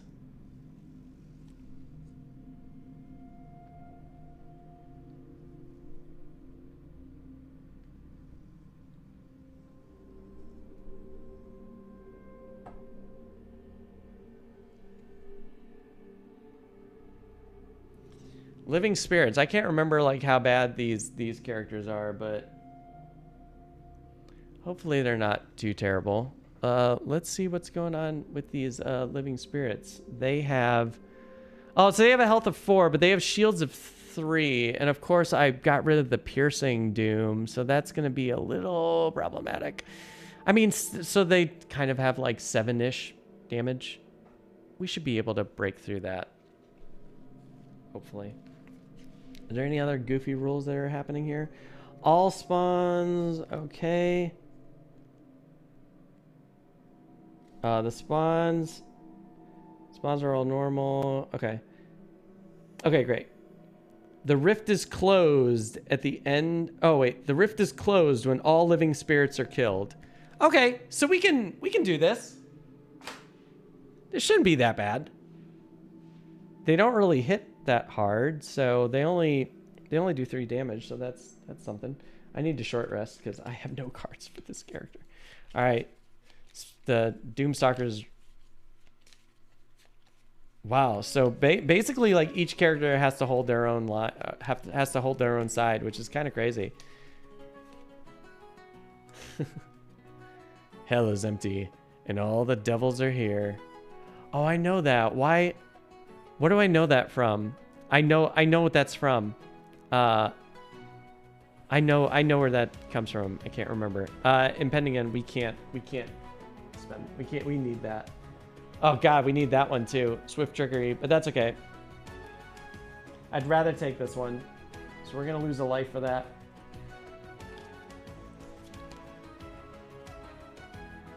The Tempest, yes. I was like, why do I know that?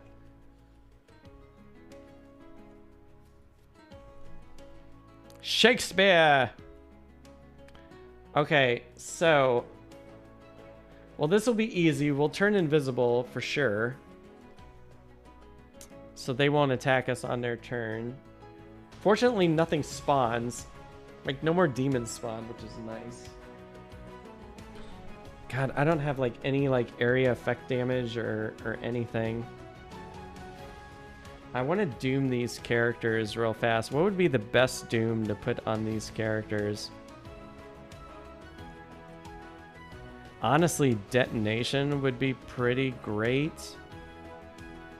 So I think I'm actually going to do that, did I get rid of...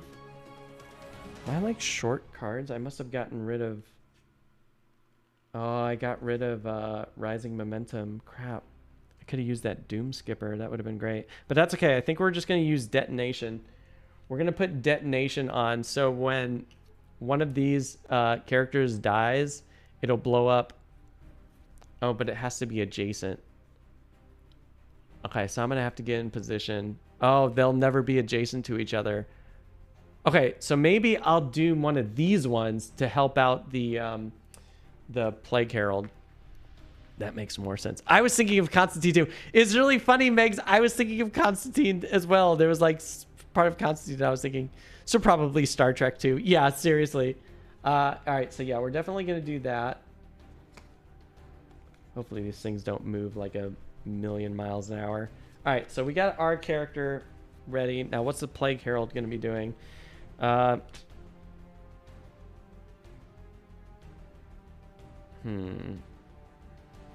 can curse and muddle. Yeah, actually, I'm going to do that. Curse and muddle. The immobilize isn't going to really be doing anything, but I can maybe use it for the shield. But let's be honest, these things are probably going to move faster than me. Oh, that shield's a burn. Oh, dang, that sucks. Maybe this is just a bad card to begin with. It's a bad card to play. God, I have no cards, and I forgot to heal myself like a freaking noob. What's the most explosive nation? Detonation. Oh.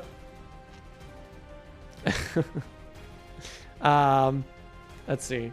You knew it was Shakespeare because the internet told you? That's funny. All right.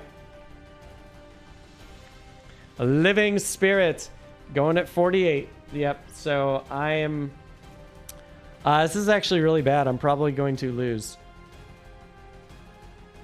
Only my nullifies are going to save me. Because I did not plan this well, and I didn't short rest, and I should have short rested, and I didn't because I have no cards to discard. This is going to be really bad. This is going to be very bad. First, we're going to play Detonation on number 2, I guess. Actually, no. Make that number 6. So number 6 is going to get doomed with Detonation. And then I can't turn invisible. I can't do anything. God, how did I screw this up so badly? And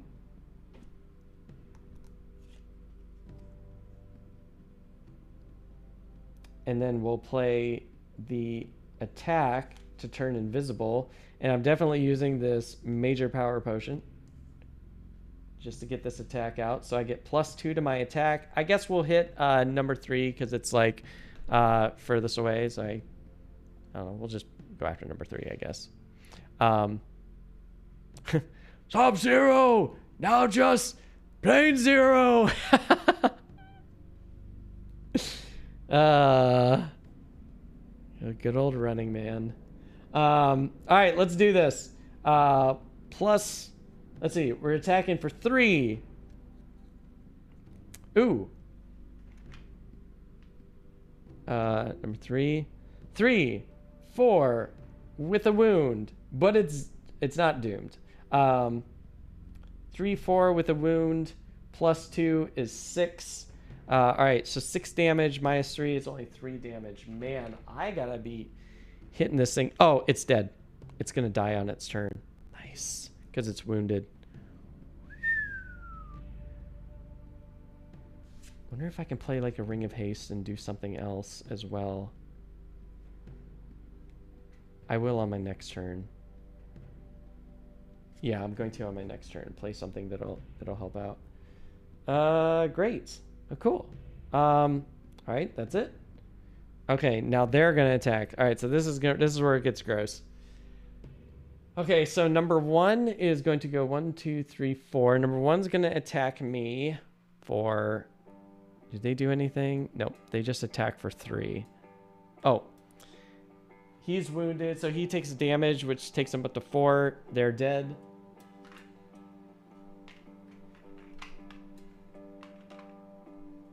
That was number 3.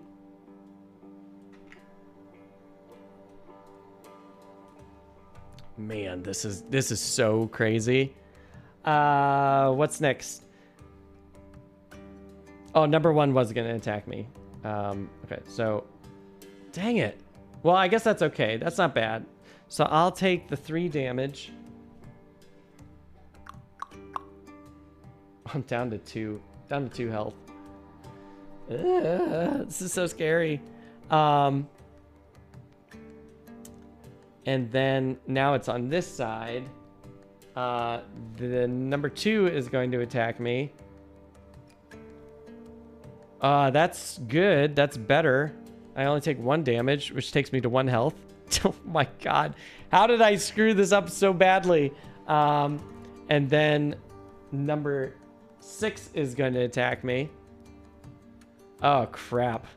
All right, I can't take that damage, so I'm just going to have to discard 2 cards. Crap. Yeah, that was stupid. That was really stupid on my part.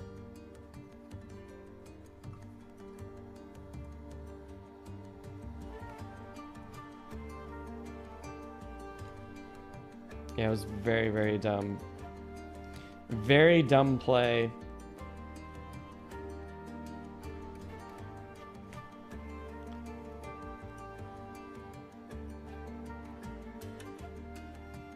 I need rot maggots.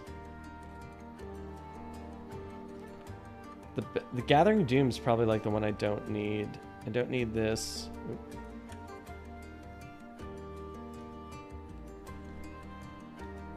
And I gotta get rid of 1 more. Oh, God, Matt. Why did you not heal? You're such an idiot. You were supposed to heal.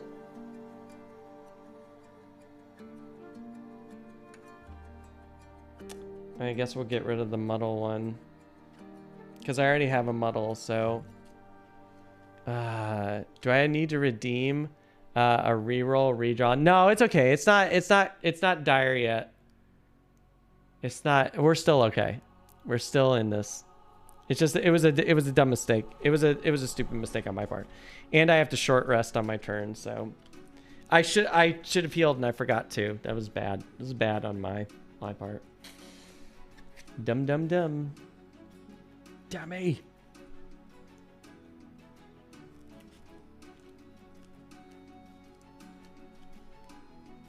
Oh, I don't think I put a curse card in for this purple. Because I cursed them, but I think I just did the damage and I never threw a curse card in there. So, but it's okay. It's okay. We can cheat with channel points. You can, Joe, but you can only play it once per stream.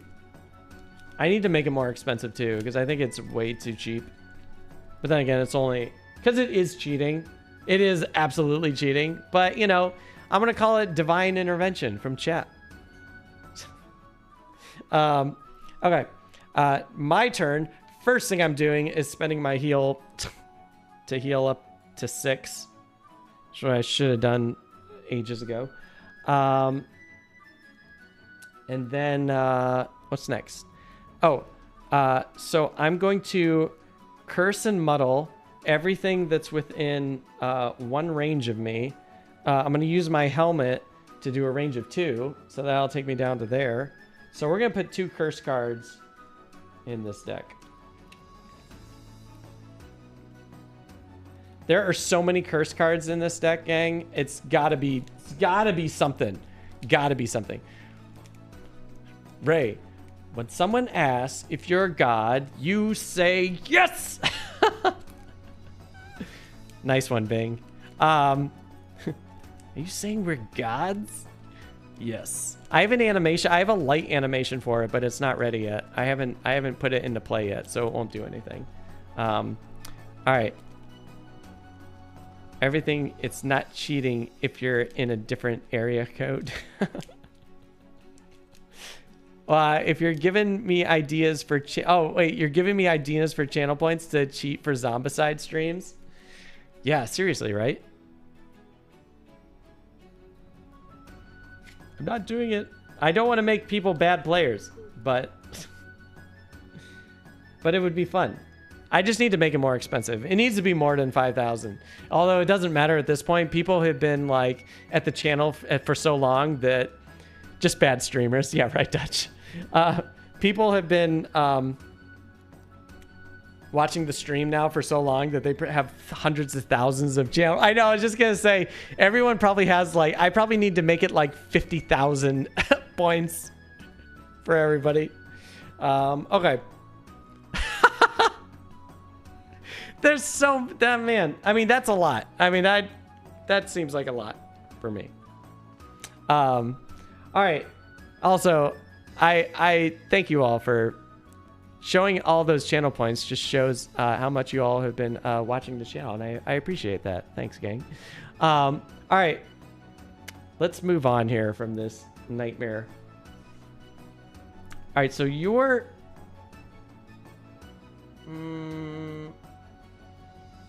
So that's still gonna suffer damage. Which one? I put that on. I put that on 6. Okay. We just gotta clear this one out. Just get this out. What's the best attack that I can throw at this thing? Yeah, the kill attack. There's really nothing else I can do. Oh yes, there is something I can do. I don't know if it'll kill it, but we'll try it. We're gonna move so we can get our coin from Slivers. Because I know Slivers wants us to get a coin. So we're gonna get a coin. Ooh. I should move fast. We're gonna play a 10. So we're just gonna play the 10 initiative, but we're gonna play the 47 to bump up my no, we're gonna play this to actually attack the kill card. So that'll be pretty great. Okay. And then what am I going to do? I have to draw. I have to short rest. Hopefully I don't get rid of card that I need. I don't want to get rid of that card, but there's worse cards to have, so I'll just get rid of it. It's fine. Okay, I gotta move. This guy's gotta move away from them really fast. Gotta get away from those characters. Let's see here. Where are we going? Where are we going? We're gonna move away. And I want to move pretty speedy too, so we're gonna move away.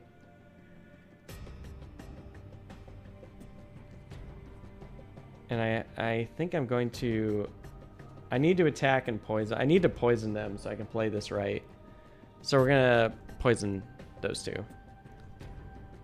That should be good. I would imagine so. Okay, so let's do this. Hopefully they're not going crazy fast. They're not. So we're gonna be faster than all of them, which is great. And it doesn't even look like it's that dangerous of a card, so that's really good too. Okay, so first off, me. Let's move to make Slivers happy. 1, 2. There's Slivers. I got a coin for you, my friend. They're getting all the coins. It's so funny. Slivers is like super happy. All right, and let's do this attack 4. Oh, before I do that, I'm gonna use my empowering talisman, which lets me refresh a consumable. So I'm gonna refresh this, and just for fun, I'm going to do the power potion, so I get +2, and stun powder just to stun it so it can't like retaliate with anything. So it's automatically stunned, and it has +2. So I'm already at 6. 7. Make it 7. Ooh. Make it 7. All right, so 7 minus 3 is 4. 3 minus 7 is 4, so it's dead. It died. Nice. All right, our side is secure. Now all we have to do is, are you drunk? All we have to do is get rid of 2 of these living spirits, which I think we have a pretty good chance of doing. This should be pretty clutch here. All right. They don't go yet, so what are we doing here? All right. First, we're going to move away so we don't get disadvantage. And because I'm going to move with a 2, I'm going to go 1, 2, land on this coin for Slivers. There you go. Slivers, another coin for you, my friend. I'm not as as you drunk I am. Nice. All right, so we moved over there, and now we're gonna play our Rot Maggots, which this is like a really amazing card. So we'll go and attack 4 first. Gotta go do my own stuff. Have fun, Dutch. Thanks for jumping in, my friend. I've just had many martinis. Right? Nice. I've been watching too much Bonds Oregon Trail instead of Disadvantage. Dysentery? Thought you said dysentery. Right?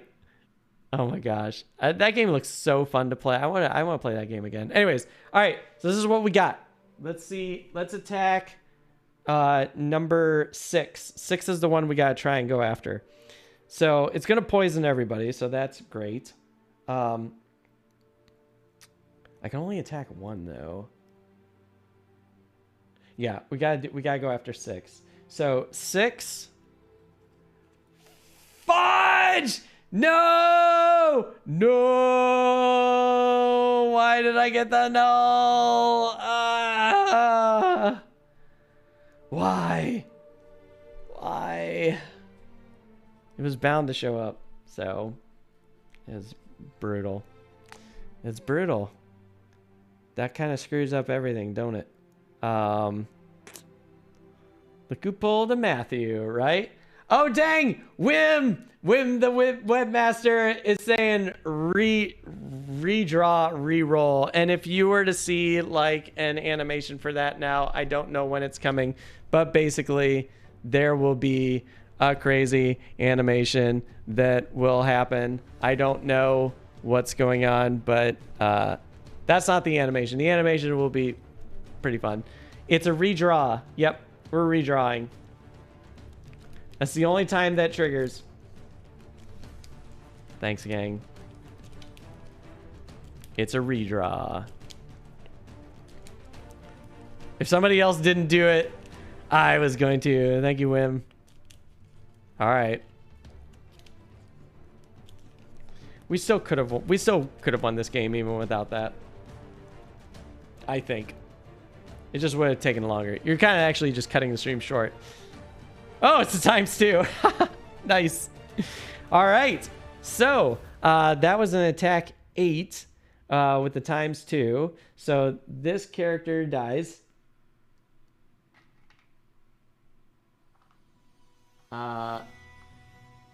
And the damage, because it was on detonation, so that damage also goes over to that character, and that character is also poisoned.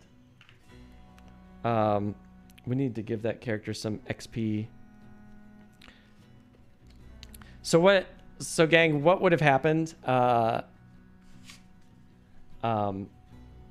Just to kind of just let you know that I wasn't like 100% completely cheating.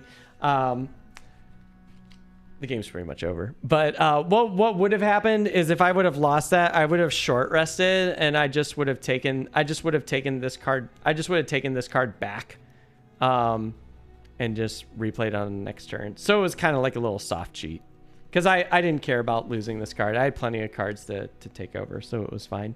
But I do thank you, Wim, for hitting that. Because you probably just cut 20 minutes from the stream, which is nice. Because I gotta eat and I gotta get ready for golf here in a second. We got golfing to do, Living Spirits. We don't have time for this. All right.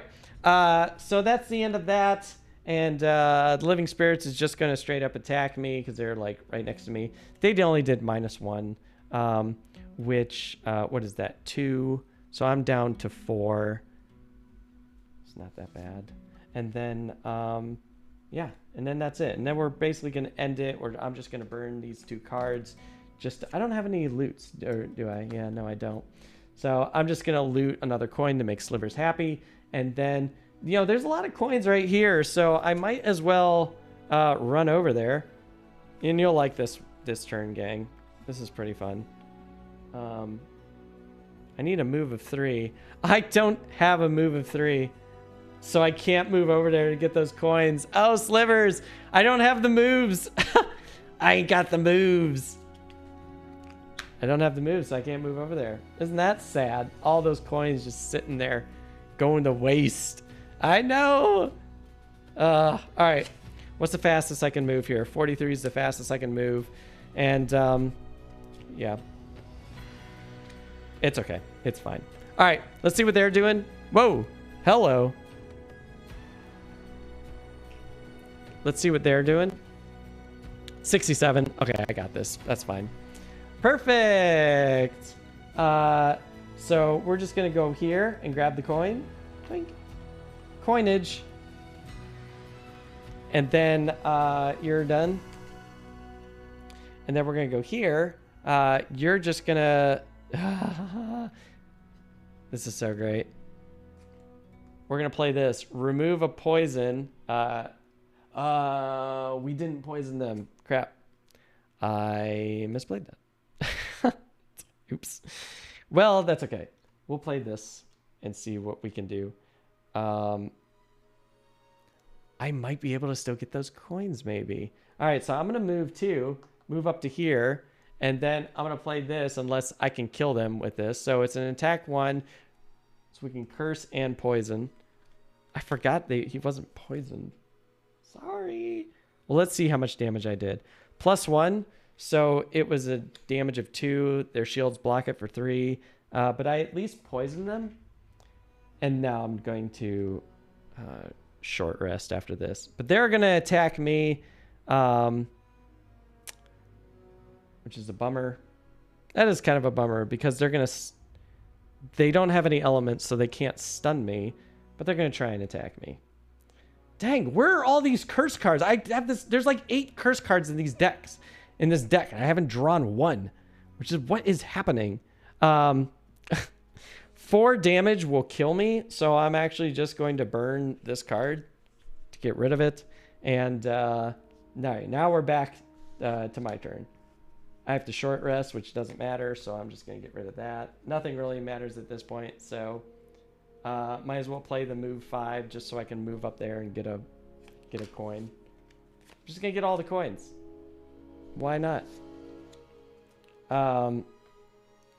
And then where else am I going here? Oh, I did attack them with Nightmarish Affliction, so I get to put 1 more card. More pulling a Matthew. I know, it's crazy. I don't know why it's taking me so long to end this thing. It's like, just end it. All right. I'm going to short rest because I need this. I need that poison card back. I need that special poison card back. Yeah, so we can get rid of this. That's fine. All right, so I'm going to queue up Virulent Strain. Oh, and 26, so I should be going faster than them.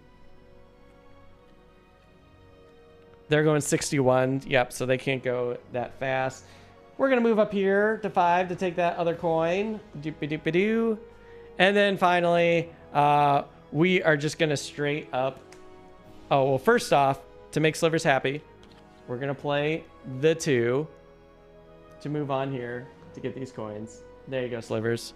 I got a lot of coins, bud. Just for you.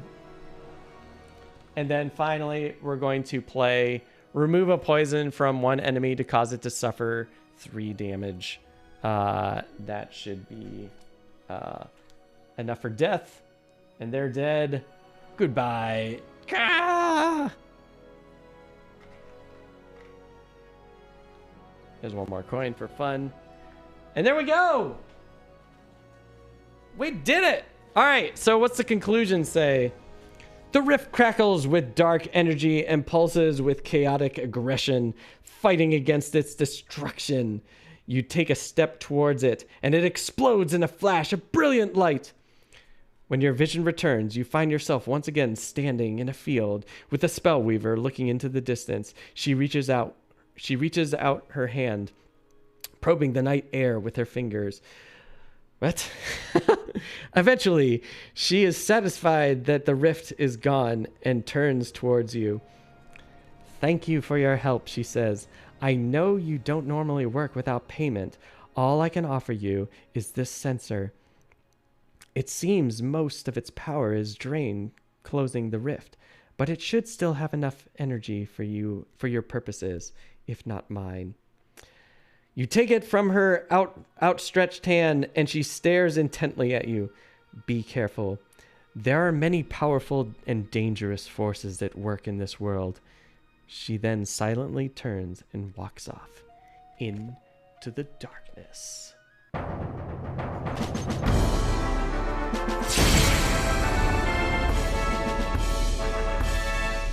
Hey, and we won. Oh yeah, that's right. Ruel's not here. Ruel, you're not here. You missed it. You missed the victory, Ruel. No, but yeah, there we go. Pretty exciting that we won that. That was kind of tough. I mean, even without the redemption from the divine intervention from chat, we still would have won that. It just would have taken like 10 minutes longer, 10, 15 minutes longer. But I do appreciate that. That's really great. And that was something.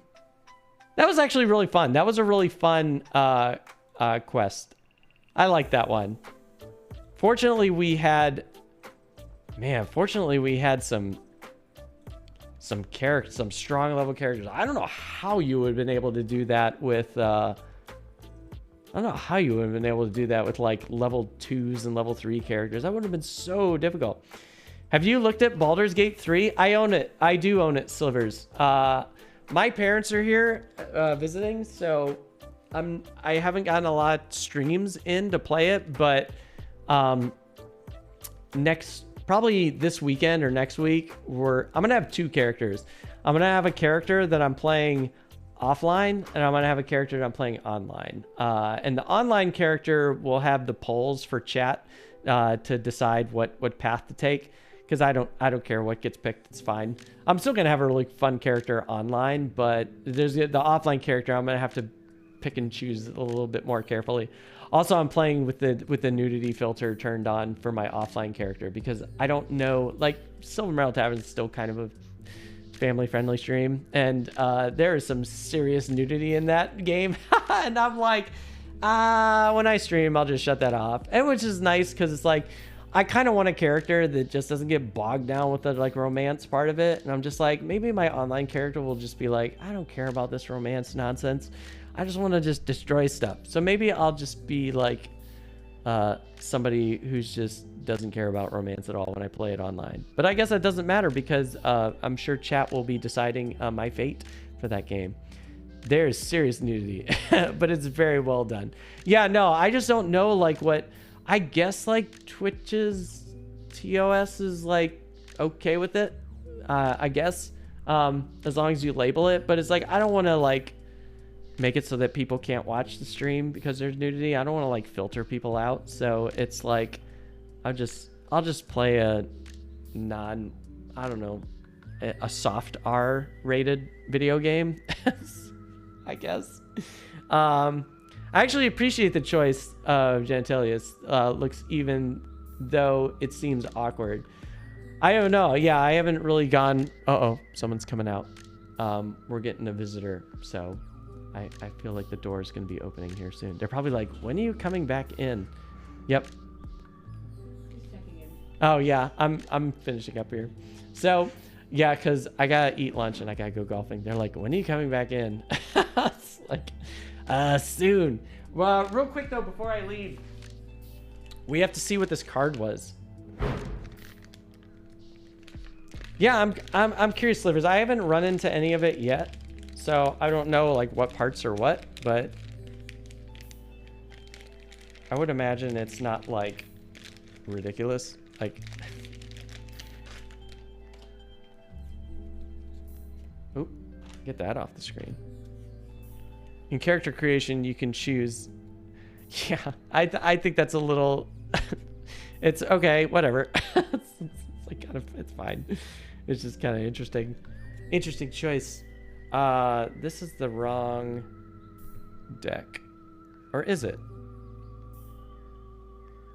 Oh wait, yeah, that's the wrong item deck. Where's this item? What is this item called? Sensor. It's item number 128.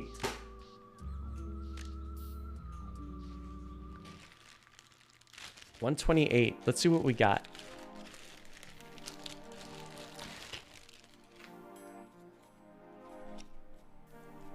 $128. Here we go. Sensor.